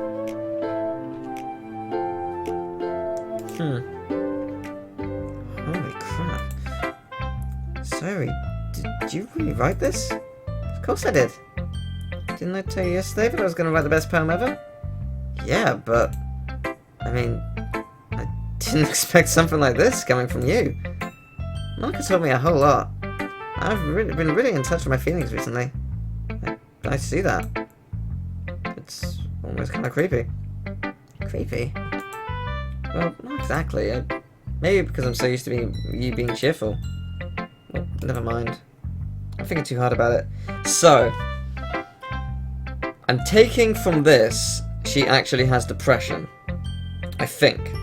And she hides it when she's at home. She's massively depressed at home and she hides it by being ridiculously cheery around her friends. I think. Could be wrong. Soon find out. But, yeah. The point is, it came out good, so you should be proud of it. Oh, thanks. I feel like I was meant to express myself this way. It even helps me explain my own feelings a little bit better. Writing is like magic. You've gotten pretty passionate about this, huh? I hope you keep it up. Yeah, writing's the best. I'm gonna keep writing until I die. Well, don't get ahead of yourself. Sayori's always had a habit of getting obsessed with something before dropping it, no more than a week later. I wonder if this is one of those times. Seeing the passion in her eyes makes it hard for me to be pessimistic. Okay, everyone. We're all done reading each other's poems, right? I have something extra planned today, so if everyone could come sit at the front of the room. Is this about the festival? Well, sort of. Do we have to do something for the festival? It's not like we can put together anything good in just a few days. We'll just end up embarrassing ourselves instead of getting any new members. That's a concern of mine as well. I don't really do well with last minute preparations. Don't worry so much. We're gonna keep it simple, okay? We won't need much more than a few decorations. Sayori has been working on posters and I've designed some pamphlets that we can give out during the event. Okay, that's great and all, but that doesn't tell us what we're gonna actually be doing for the event. Ah, sorry, I thought you heard about it already. We're gonna be performing. Performing? Monica? Yeah? We're gonna be having a poetry performance. Each of us are gonna choose a poem to recite during the event. The cool part is, we're also going to let anyone else come up and recite poems too. So he's putting it on all the posters in case anyone wants to prepare ahead of time. Zoe, who's been colouring a poster, holds it up for us to see. Are you kidding me, Monica? You didn't already start putting those posters up, did you? Well, I did. Do you really think it's that bad of an idea? Well, no. It's not a bad idea. But I didn't sign up for this, you know. There is no way I'm going to be performing in front of a group of people like that. I agree with Natsuki. I could never in my life do something like that. Imagining it, Yuri shakes her head in fear. Guys. No, Sayuri. I understand where they're coming from. Remember that Natsuki and Yuri have never shared their poems with anyone until just a couple of days ago. It's a lot to ask. God, I'm yawning. Yeah, it's a lot to ask them to recite their poems out loud to a whole room of people. I guess I kind of overlooked that. So I'm sorry. But, I still think we should give it our best. We're the only ones responsible for the fate of this club. If we start the event and each put on a good performance, then it will inspire others to do the same. And the more people who perform, the better we'll be able to show everyone what literature is all about. Yeah. It's about expressing your feelings, being intimate with yourself, finding new horizons, and having fun. That's right. And it's those reasons that we're all in this club today. Don't you want to share that with others? To inspire them to find the same feelings that brought you here in the first place? I know you do. I know we all do. And if all it takes is standing in front of the room for 2 minutes and reciting a poem, then I know you can do it.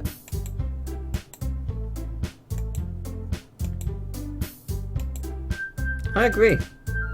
I don't think it's too much to ask. I think that Sayuri and Monica have been trying really hard to get new members. The least we can do is help them out just a little bit. Well, maybe, but... Looks like Natsuki doesn't have any arguments left. Okay, fine. Guess I'll have to get it over with. Alright! Whew. Thanks, Natsuki. What about you, Yuri? I guess I don't really have a choice. Haha, that's everyone! You're the best, Yuri. It's seriously gonna be the death of me. Oh gosh, you'll be fine, Yuri. But anyway, let's move on to the main event.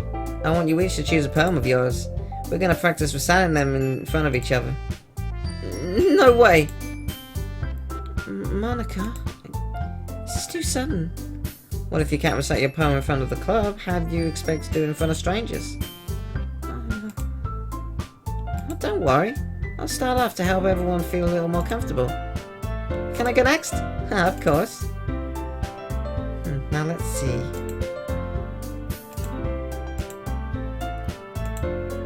The title of this poem is The Way They Fly. How ridiculously dark is it going to be? Well, that her inflection is pristine. She knows exactly how to apply emotion behind each line she recites, bringing the words to life. This is something she's done before. Why am I so tired? Oh, she's simple and natural. I glance around me. Everyone has their eyes on Monica. Sayuri looks amazed. Yuri has an intense expression on her face that I don't understand. Finally, Monica finishes the recitation. The four of us applaud. Monica takes a breath and smiles. That was so good, Monica! Thank you very much. I was just hoping to set a good example. Are you ready to go next, Sayuri? I'll go next. What? Yuri's fired her up all of a sudden. Yuri clutches a sheet of paper between her hands and stands up, keeping her head down. She walks quickly over to the podium. This poem is called Living Death. Yuri anxiously glances at each of us. You can do it, Yuri! It's called After Image of a Crimson Eye. Yuri's voice shakes as she starts reading the poem. Just a moment ago, she practically refused to do this. Why is she suddenly putting in so much effort? As Yuri gets past the first couple of lines, her voice changes. It's almost like what happens when Yuri gets absorbed into her books. Her quivering words transform into the sharp syllables of a fierce and confident woman. The poem is full of twists and turns in its structure that she enunciates with the perfect timing. This must be a rare glimpse into the whirling fire Yuri keeps concealed inside her head. Suddenly, she finished. Everyone is stunned. Yuri snaps back into reality and glances around her as if she's bewildered even herself. It's up to me to save the situation. I'm the first to start applauding. Everyone joins me afterwards, and we give Yuri the recognition she deserves. It's not that we didn't want to applaud for her. We were so caught off guard that we must have forgotten. As we applaud, Yuri holds the poem to her chest and rushes back into her seat. Yuri, that was really good. Thank you for sharing. Looks like Yuri is down for the count. Okay, guess I'm next then. This one's called My Meadow. Sorry, I giggled. So Yuri, it's a lot harder than I thought. How did you guys do it so easily? Try not to think of it like you're reciting to other people. Imagine you're reciting it to yourself, like in front of a mirror or in your own head. It's your poem, so it will come out in the best way. I see. Okay, I see. Okay then. So Yuri begins her poem. Somehow it feels like her soft voice was made as a perfect match. The poem isn't aimlessly cheery like Sayori is. It's serene and bittersweet. If I were to read this on paper, I probably wouldn't think much of it. But hearing it come from Sayori's voice almost gives it a whole new meaning. Maybe this is what Sayori meant when she said she likes my poems. It's like I get to reach more deeply into someone I thought I knew through and through. Sayori finishes and we applaud. Haha, did it! Good job, Sayori. Even Teal liked it. Guess that's a good sign. What does that even mean? It came out nicely, Sayori. The atmosphere of the poem fits you really nicely. But it might be that other poems wouldn't work quite as well with that kind of delivery. I don't really understand. In other words, I've seen poems of yours. God, I'm so tired. I guess maybe it's because I've been reading basically a visual novel for 2 hours. Oh god, stretching is good though. I've seen poems of yours where that sort of general delivery won't work as well. They might need a little more force behind them depending on what you're reading. Oh, I know what you mean. It's, well, I've been practicing that kind of thing. Just embarrassing to do it in front of everyone. Next time, I'm gonna make you pick a poem that challenges you a little more. We don't have much time before the festival, you know. Okay. Now, who's next? Atsuki? Don't maybe go before Teal. It's not like I can compare to you guys anyway. Might as well let Teal lower everyone's standards a little before I have to do it. Atsuki? It's fine, it's fine. Might as well get it over with. It's not like I have much of a selection of what to read. I just have to go with what I read for today. Everyone has their eyes on me, making me feel terribly awkward. I recite my poem. Since I'm not exactly confident with my own writing, it's hard to put energy into it. Despite that, once I finish, I receive applause anyway. Sorry, I'm not really as good as everyone else. Don't worry about it so much. I think it's less about your abilities and more about your lack of confidence in your writing. That's something that will improve over time, though. Yeah, maybe. Alright then. That just leaves you, Natsuki. Yeah, I'm going. Natsuki begrudgingly gets out of her seat and makes her way to the podium. The poem is called... It's called... Why are you all looking at me? Because you're presenting? Anyway, the poem is called Jump. Yeah, she's the suicide. She's the suicide one. When she starts reciting a poem, her soul attitude disappears a little. While she's still a little uninfused, her poem has a rhythm and rhyme to it. It's Natsuki's trademark style, and it works surprisingly well when spoken aloud. The words feel like they bounce up and down, as if giving life to the poem. Natsuki finishes and everyone applauds. She huffs back to her seat. That wasn't so bad, was it? You better not make me do that again. Well, do you at least feel prepared enough to recite a poem in front of other people? I mean, doing it in front of other people would be way easier. I can put on whatever face I want for other people. When it's just my friends. It's just embarrassing. That's a surprise, Natsuki.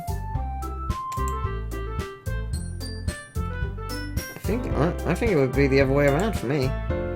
Well, that's just how it is, so, well, I guess in that case, you won't have much to worry about for the festival. That said, I want to thank everyone for coming through.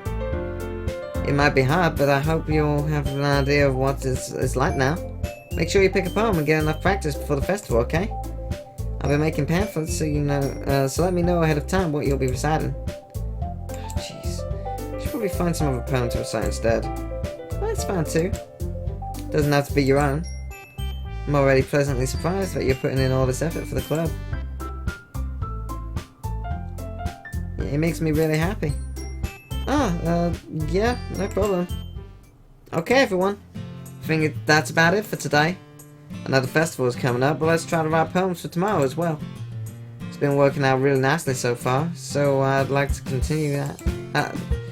As for the festival, we'll finish planning tomorrow, and then we'll have the weekend to prepare. Monday's the big day. I can't wait. I can do this. I can do this. Alright. I stand up. There's no way I'll be able to find the same enthusiasm as Sayori and Monica, but I'll do my best to get through it. If it's for the sake of the club and impressing Monica, then I'll have to do my best. Ready to go, Sayori? Yep. Look at you two, always going out together like that. Kind of adorable, isn't it? Jeez, guys, make such a big deal out of it. Let's be a little nice though. Well, I'm supposed to respond to that. It's okay too, you don't have to say it. Okay, let's go already. I think I am going to take a quick break and get a drink. Because I have only been talking for 2.5 hours. I'm assuming things are going to start to change in a moment. So I'm assuming we're getting to the point where the game's like, surprise, not your run-of-the-mill poem group, is it? No. But I'll be right back. Just bear with. Oh boy. Headphones. My hair's probably amazing right now.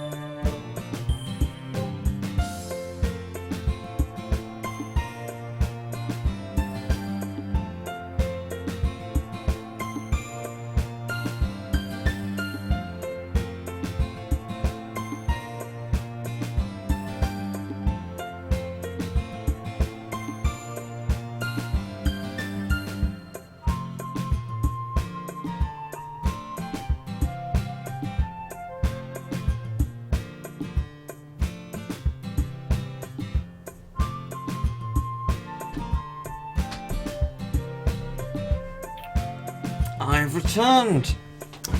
My hair's sticking up a bit because headphones, they're good. When voice acting, you are advised not to, you are very much advised not to, words escape. You're very much advised not to eat chocolate, but chocolate is also good for soothing the throat, so... Oh boy. Just enjoy this.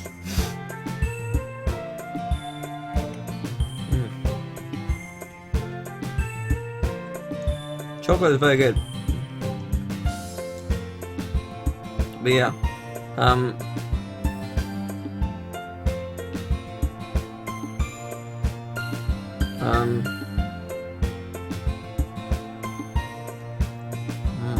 it's very good.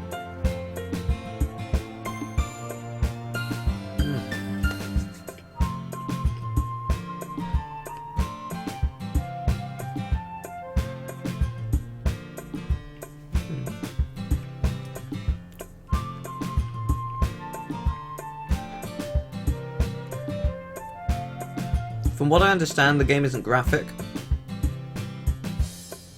but it's psychologically dark, I guess. Who knows? But, right. Chocolate eaten. Still got more, but we'll leave it for now.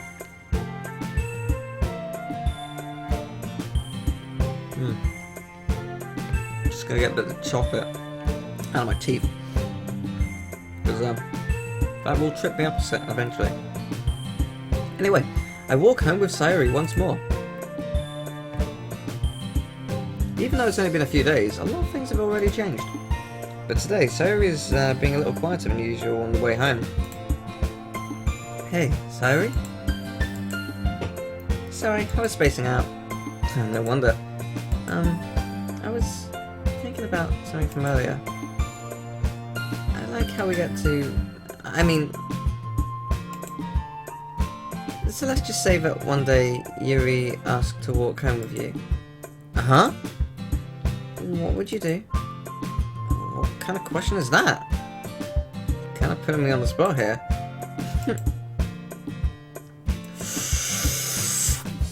Oh my god!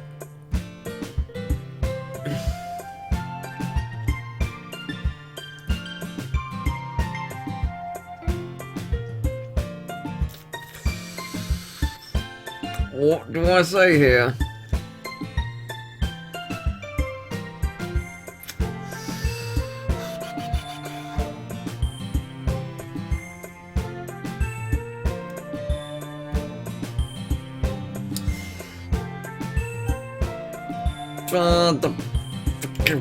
Do it.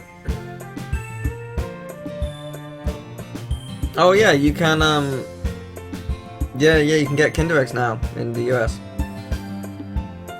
Sayori, you really think I would ditch you for Yuri? Huh? But she's so beautiful and smart. I already see her in the club every day. Besides, you always seem to really like going home together. I wouldn't ruin that for you. So silly, Teal. You think about me too much sometimes. Yuri would deserve it if she wanted it, so... Sorry, I've already made up my mind. I really can't figure you out sometimes. Sorry. Besides, what's the point in speculating something that's never gonna happen? The conversation trails off. Kind of a weird thing for Sayori to care so much about. But I want to respect her and keep her happy too. And again, the festival is only a few days away. Who knows what will happen in that time.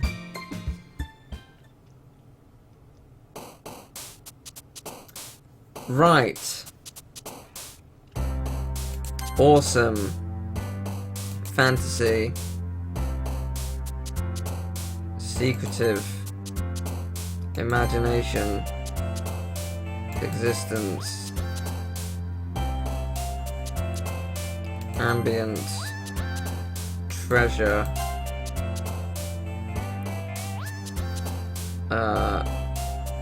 Socks. Let's get socks. Random.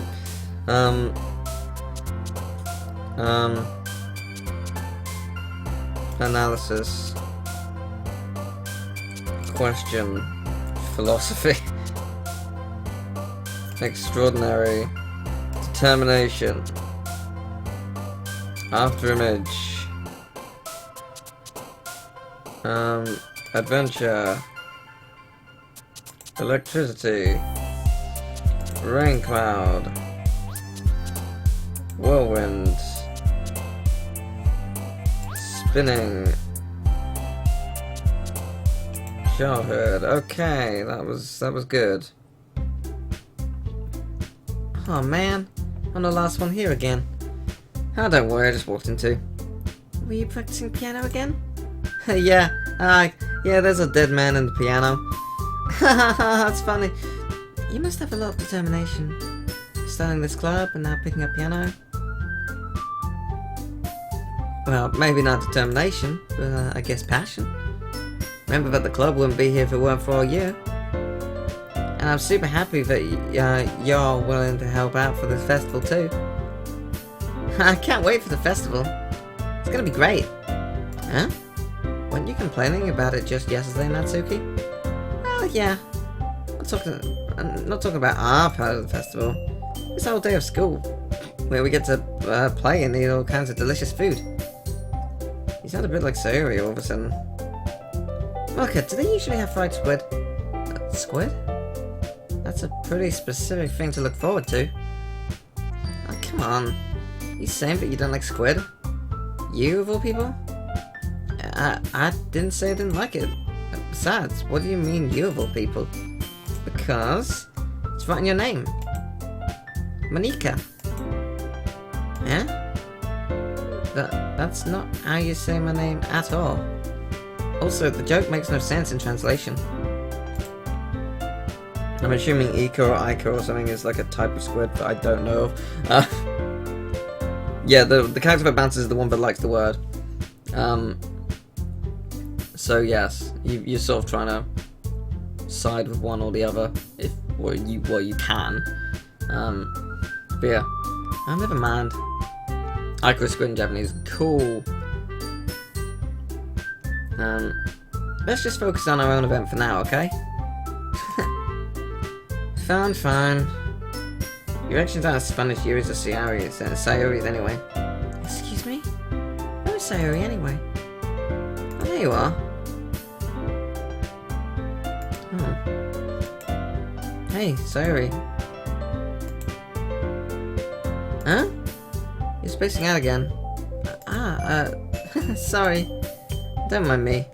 By any chance, is this where the game takes the turn? You can go talk to everyone else. Huh? Is everything alright? Of course. Why wouldn't it be?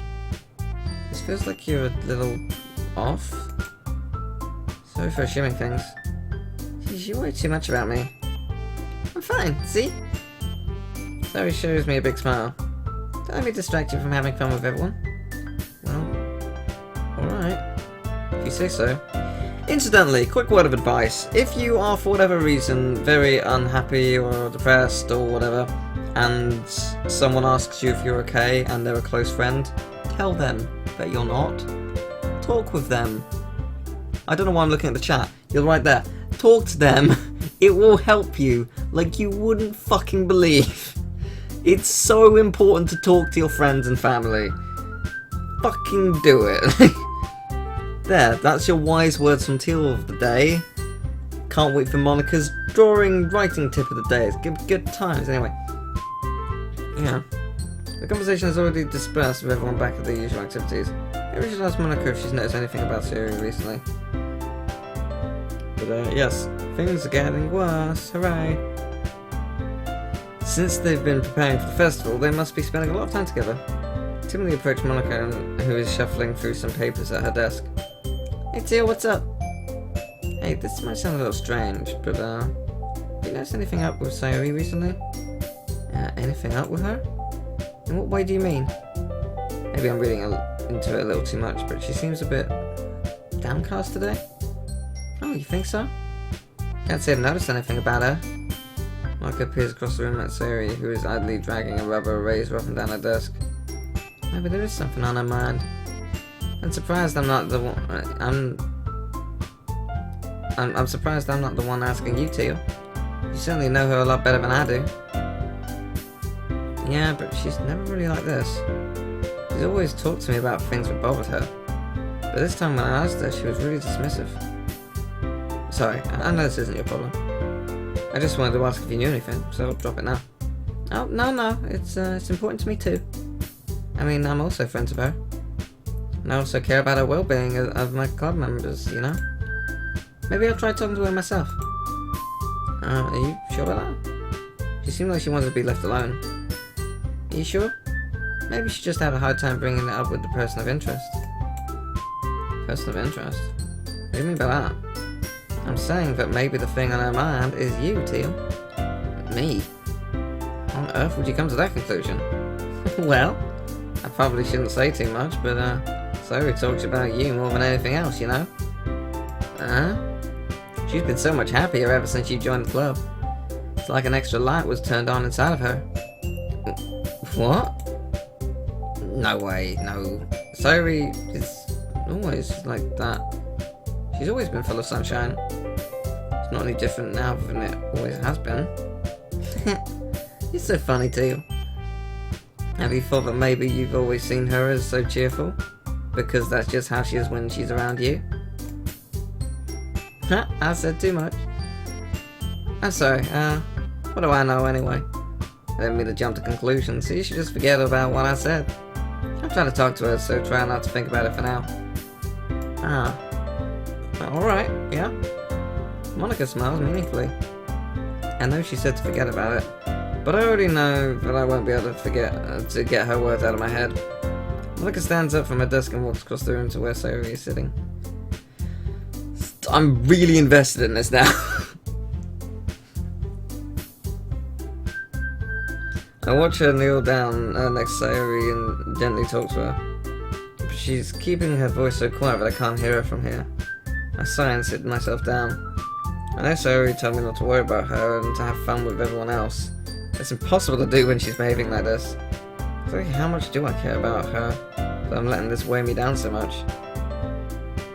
Now it feels like I'm the one behaving out of the ordinary. There's nothing I can do besides wait for Monica. Okay, everyone. After some time passes, Monica calls out to the clubroom. Why don't we share our poems now? Before I know it, everything is back to normal. Everyone goes to retrieve their poems, and I do the same.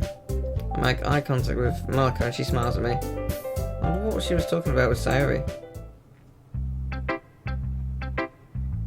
Monica. That to you? Have you thought about what you want to submit to perform at the festival? Well, being in this club is one thing, but performing in front of a bunch of people, I have to give it some more thought. Okay, no pressure. Whatever you do, I'm sure it'll turn out great. It would also make me happy to see. Anyway, let's take a look at today's poem. Sure. Great job, Teal. I was going ooh in my head while reading it. It's really metaphorical. Not sure why, but I didn't expect you to go for something so deep.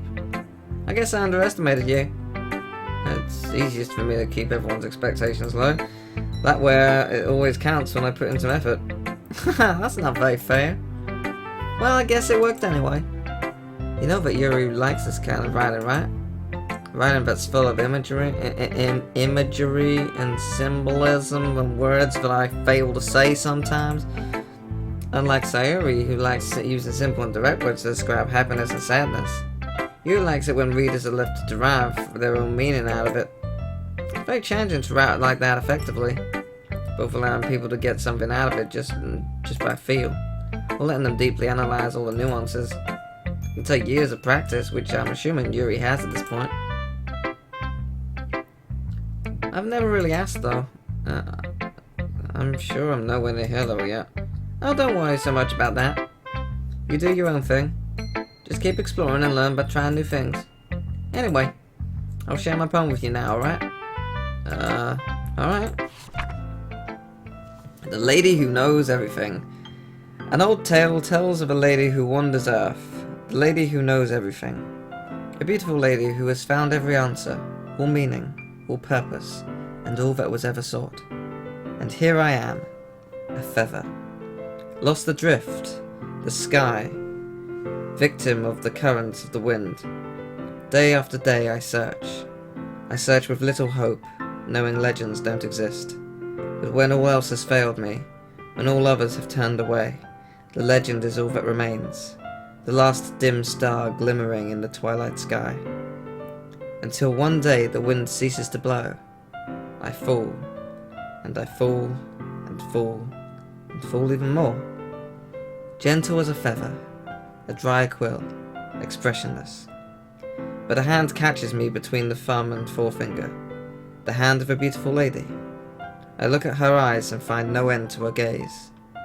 The lady who knows everything knows what I am thinking. Before I can speak, she responds in a hollow voice. I have found every answer, all of which amount to nothing. There is no meaning, there is no purpose, and we seek only the impossible. I am not your legend. Your legend does not exist. And with a breath, she blows me back afloat, and I pick up a gust of wind.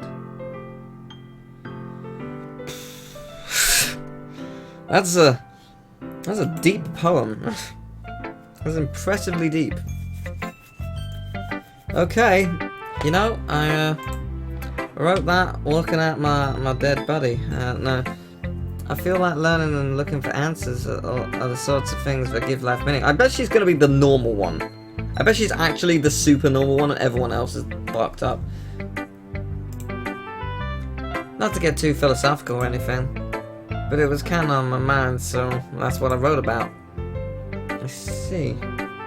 Never really put that much thought into it. In a way, it's almost paradoxical. Because if we had all the answers, wouldn't we start to lose its meaning? You know, there's one thing I noticed. It seems like everyone in the club prefers writing about things that are more sad than happy. Are you surprised? I mean, if everything was okay, we wouldn't really have anything to write about, would we? Humans aren't two-dimensional creatures. I think you know that better than anyone. You mean one-dimensional? Yeah, that. Anyway, here's Monica's writing tip of the day. Are you ever too shy to share your writing because you're afraid it's not that good? It can be really disheartening to get a lukewarm response to something you put so much into. But if you find other people who enjoy writing, then sharing becomes a lot easier. Because instead of just telling you that your writing is good or okay or bad, they want to focus more on everything that went into it and the things you can work on. It's much more encouraging that way, and it will make you want to continue improving. It's almost like having your own little literature club, don't you think? It's almost like Doki Doki Literature Club. Thanks. So, out of curiosity, how much is left of the game do you think? Would you say I'm halfway, or what would you say? Teal, this is wonderful. I can feel the emotion that you poured into it. I'm just gonna actually move my chair a little bit to the right. Squidge over. Is this the result of trying what I suggested yesterday? Yeah, I guess so. You did a good job explaining. I really wanted to try giving it more feeling. Yuri visibly swallows. Nice. Even her hands appear sweaty. I'm not used to this. Used to what? I don't know. Around halfway. Okay. It's fine. Take your time. I know that Yuri likes to think before she speaks, so I offer that patience to her.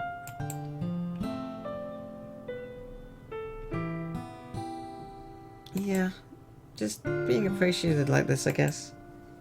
It probably sounds really stupid, but seeing someone motivated by my writing, it just makes me really happy.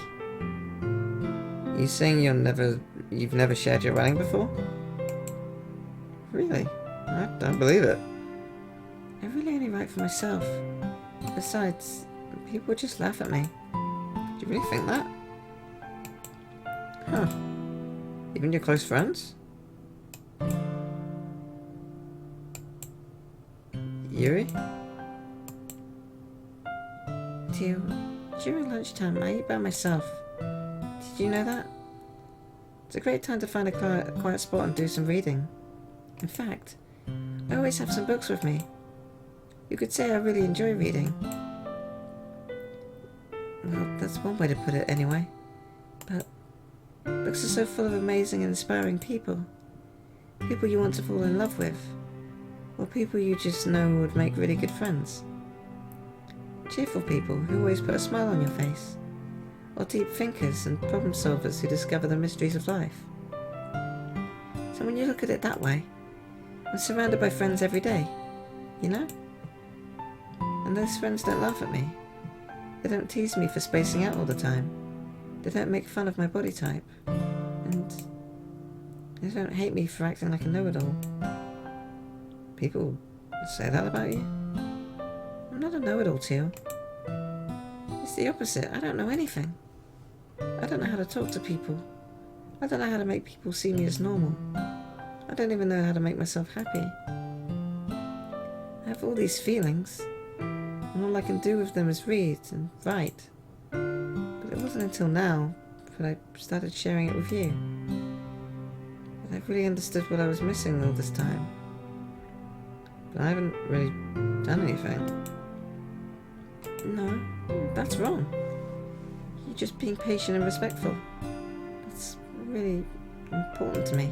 I know I'm a difficult person. I speak too slowly. I second guess myself all the time.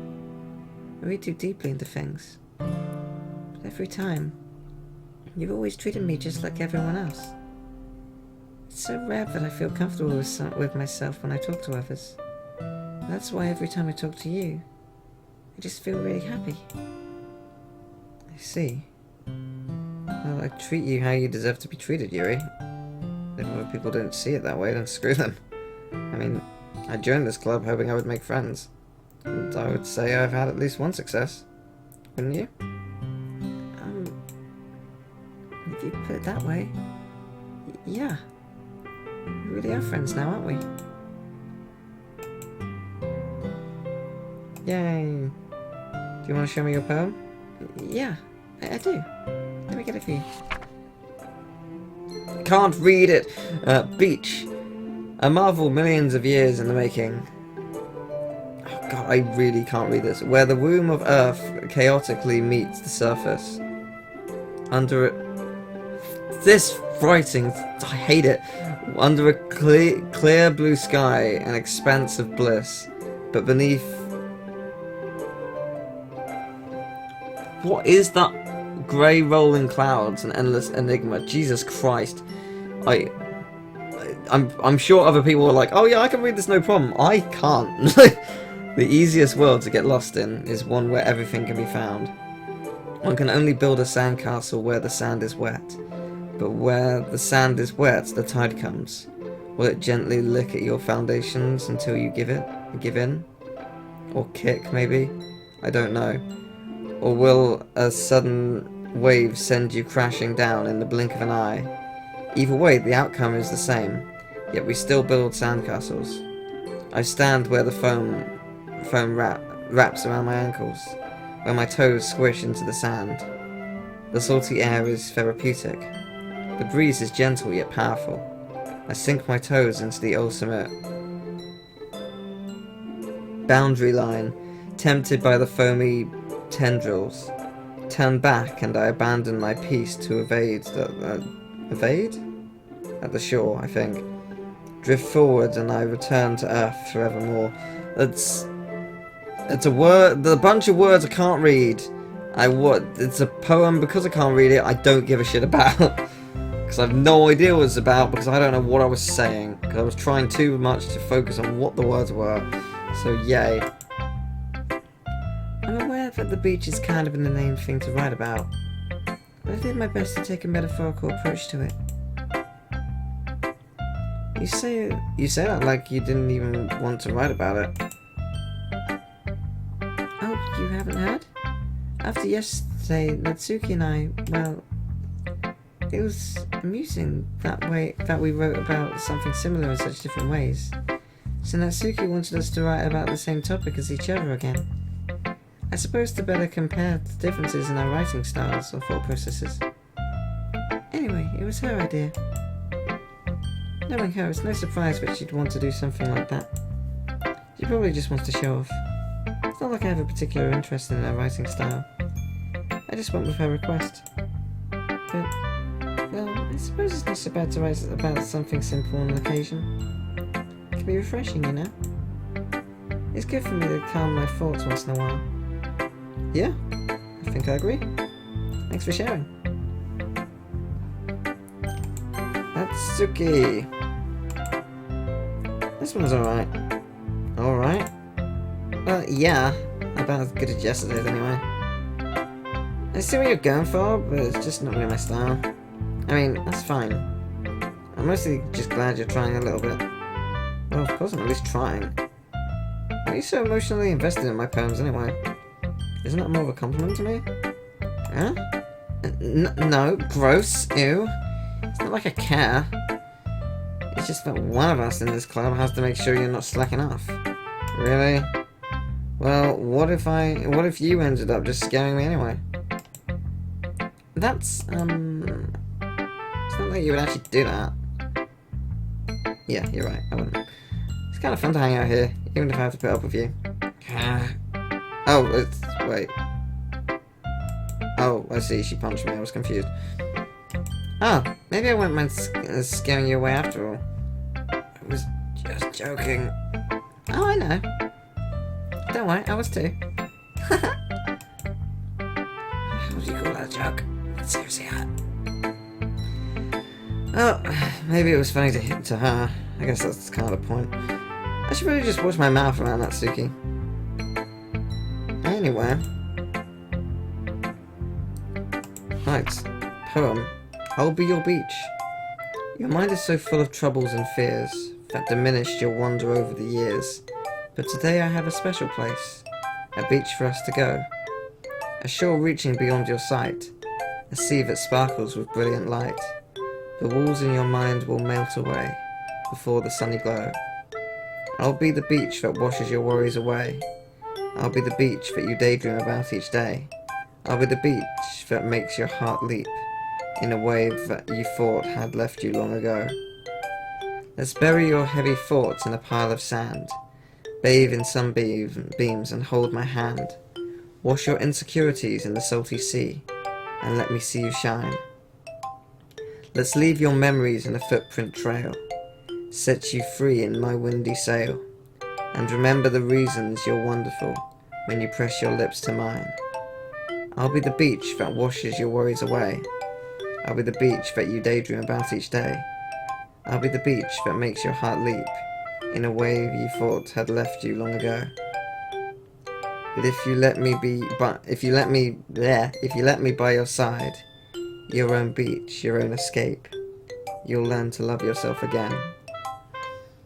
That is a sad poem about people who don't love themselves. Yeah, I felt like I kept writing about negative things, so I wanted to write something with a nice message for once. Besides, the beach is awesome. Kind of had to write anything negative about the beach. Well, Yuri's take on it was a little more solemn. Well, that's... She better not have said anything bad about mine. After all, she was the one who wanted us to write about the same topic. You can really see her doing that too.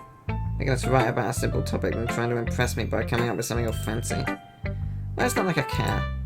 I just did it anyway. I mean, I guess mine ended up being a kind of metaphorical too, but there's nothing wrong with doing that once in a while.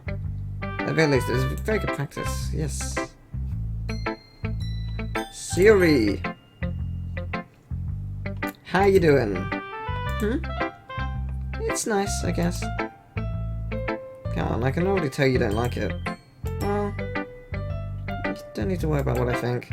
After all, you wrote this for someone else, didn't you? Probably Yuri. Huh? I didn't write this for anyone specifically. Maybe. That's not really what I meant though. It's okay. You're making new friends, just like I was hoping. That makes me really happy. And you're happy too, right? In this club? Well, of course I am. Good! That's all that matters to me. Thank you too. Siri, is there something wrong? Huh? No? Nothing? I'm just a little tired today. Alright. Again! If something's pretty heavily on your mind, like something clearly is here, tell them. It helps. You'd be surprised. At the very least, you'll get answers, even if they're not the ones you want.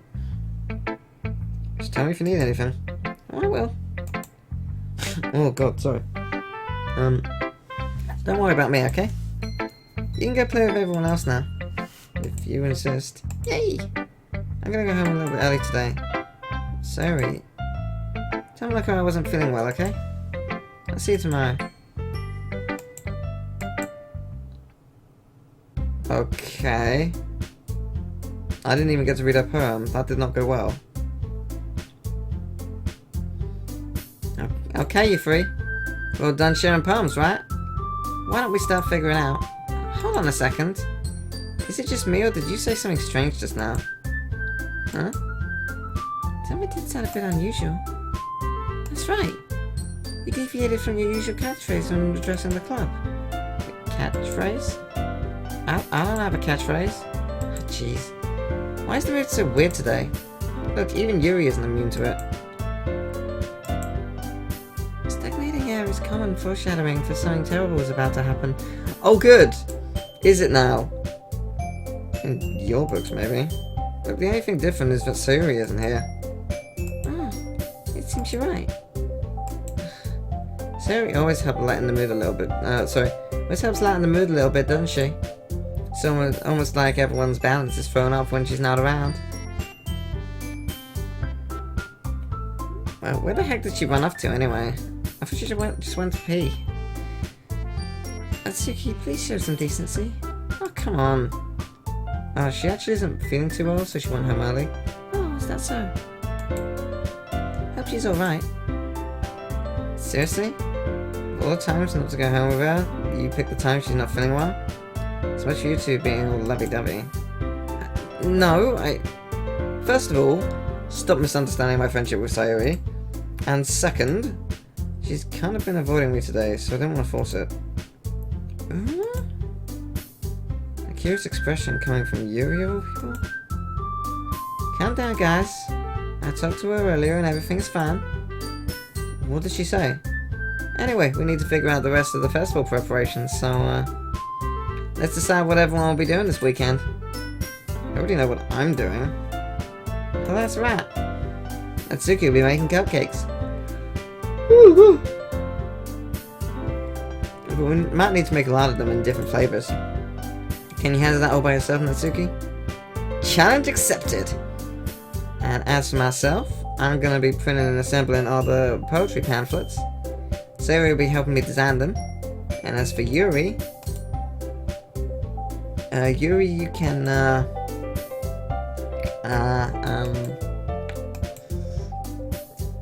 guys, can you help me come up with something for Yuri? I'm useless. No, that's not it at all. You're the most talented person here, you know. Now, Natsuki's panning too. Jeez, even I can tell now. I guess I never gave Sayuri enough credit, but I can tell things are even harder on you when she's not around. That may be the case. But if I can also be a leader on my own, then I won't grow as a person. So, Yuri, I've suddenly completely lost her accent after eating chocolate. I don't know why. You have beautiful handwriting, you know. You don't. Well, you do, but it sucks to read. You should make some banners and decorations and help set the atmosphere. Atmosphere? About that. I love atmosphere. Your mind is already racing, I see. That's great. You'll be a wonderful help, Yuri. But anyway, that just leaves you two. The one who is truly useless. Don't say that. In fact, both Natsuki and Yuri have some pretty heavy tasks to handle. It'd probably go a long way to give one of them a hand. You could always help me out as well. I would be really appreciative of that. That's,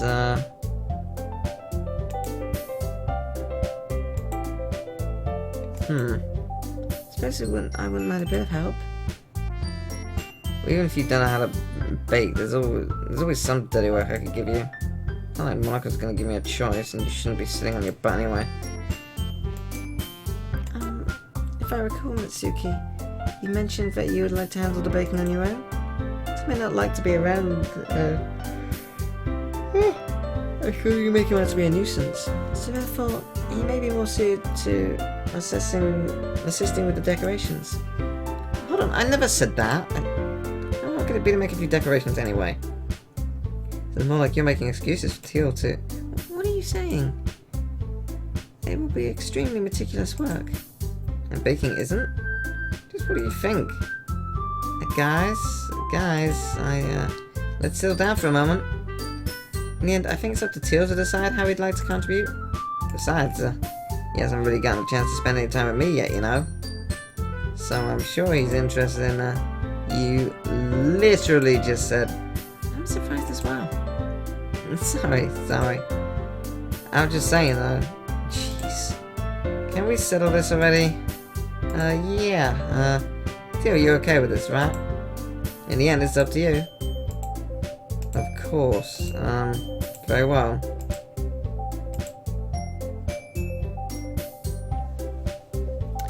Interesting.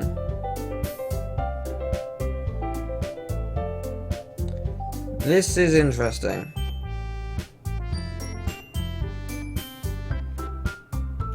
How do I do this?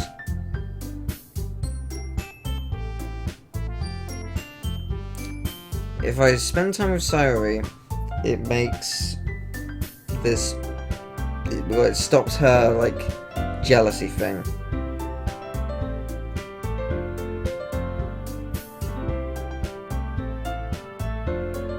If I don't hang out with Natsuki or Yuri, they're gonna be super depressed. Like, literally everyone would be depressed, depending on who I pick. Like, whoever I pick is the only one who will be happy. The rest will be sad.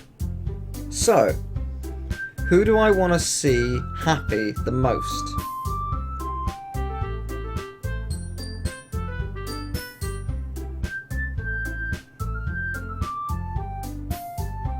I don't think Monica does have the best argument.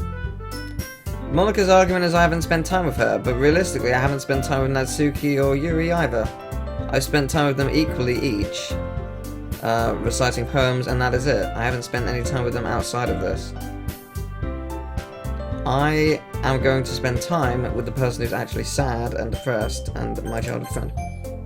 I mean, if it's going to be anyone, then I'd prefer having Sayori. I mean, we're already neighbours, and... But Monica said that Sayori was helping her. Jeez. Do you really hate us that much? No? Sorry, I didn't mean for this to be difficult. Okay then. Cool. More coders then. I guess I should probably be having Monica. Yeah, you picked me. Hold on 1 second. Yeah. Monica, you're the one who needs the least help out of all of us. I agree with Natsuki. Not only is your work already most suitable for one person, but you already have Sayori as well. Tio was the one who... Doesn't matter. You're the one who scared him into picking you in the first place. Nice. Okay.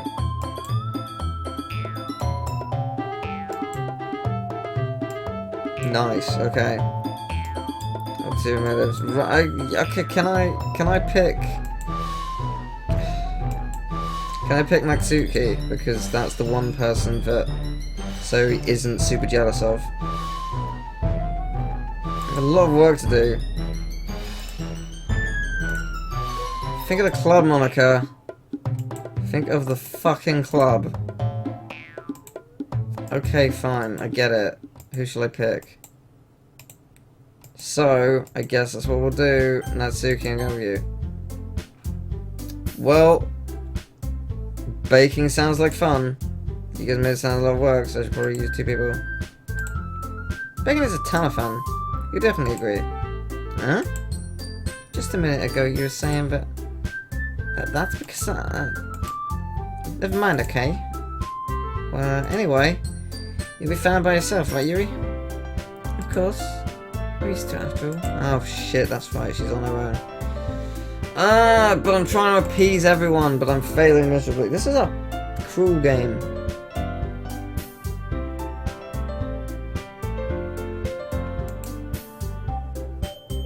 That's good, yeah. Yuri's being melodramatic, it's a little hard not to feel bad. Why can't I say I'll help both of them? Like, I'll spend half the day with Natsuki and half the day with Yuri. Actually, it's a weekend! 1 day each! Like, why can't I do that? Make life easy. Don't make me choose. Logically, I'll go with both. Anything else we need to talk about? No, I think that's it. You guys excited? Yeah, Natsuki is.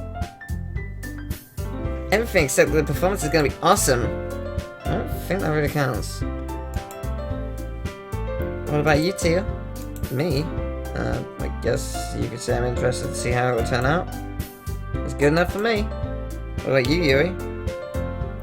Yuri? She's still sulking.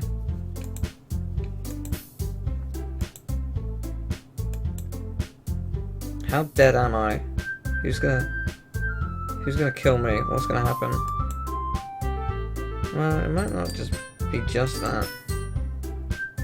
I think that Yuri might be feeling a little underappreciated in general. Having to come up with something for her to do and then nobody offering to help. That doesn't mean... Look. Yuri, you really are the most talented one here. And you're gonna help make the event a lot more fun and welcoming. I mean, the cupcakes will probably help a lot too. But you're gonna help make the atmosphere special, right? That'll be really important for the way that people feel during the performances. So, you just stop being dumb and give yourself a little more credit. Asuki releases her hands and turns around to face the other direction. You didn't really mean that, did you? Not really, but...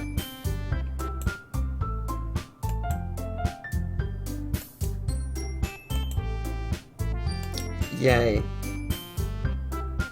Yeah. So here is the glue that puts them all together. I'm sorry for being dumb. I'm gonna do my best. All of us are gonna make a really great event. Yeah. Let's see everyone do their best. But with that, there's nothing more from today. So I guess it's time for us to head out. Okay, but I'm staying here a bit longer. I haven't really got to do any reading today, so... Fair enough, there's nothing wrong with that. I am out here. Oh, hello. Where are you going? Huh? You still need to figure out our plans for the weekend. You literally wouldn't have gotten home and realized that you didn't have a way to contact me. Oh, that's true, yeah. I have no idea how that slipped my mind. Jeez, good thing I stopped you. I'm giving you my number, okay? You better not make it weird or anything. Why would I do that? Okay. Coming over on Sunday. I'll bring all the ingredients. Wait, you coming to my house? Yeah. What's wrong with that? I mean, I just figured that since I'm the one helping, I would be coming to your house. Yeah, right. Like I got a guy over in my house. He'd never kill me. Really? That's kind of strict if you ask me. Yeah, how do you think I feel? I can do anything when my dad is home. Anyway, I just needed to complain for a second. We have each other's numbers now. That's all I needed from you. I guess I'll text you when I'm coming over. Alright, fine by me. Yeah. I'm really gonna show you why I love baking so much. That's baking, not bacon. So you better look forward to it. Oh? Didn't you say you were just going to give me the dirty work? Well, I was just saying that. It's not like I could act like in front of everyone that I was looking forward to this. Wait, really? Kinda. Just because I never get to bake with anyone else before. That's all it is, so... Alright, I get it. Sorry for overreacting. Anyway, I'll be heading out now. See you on Sunday. Never mind. Yay! I can't believe this. Suki's coming to my house on Sunday, even though I would have preferred to do this with Sayori. My anxiety still shoots through the roof. I guess I've gotten pretty used to handling her at this point. But who knows what might end up happening when we're outside of school. She even told me she was looking forward to it. Why do I feel nervous about Sayori finds out about this? It's not like we feel that way about each other. Besides, like Monica said, this is about the club. Nothing to worry about. We just go with it, and I'll have a good time. This ain't gonna go well. It's gonna go so badly, in fact, but I'm gonna have some chocolate, because chocolate.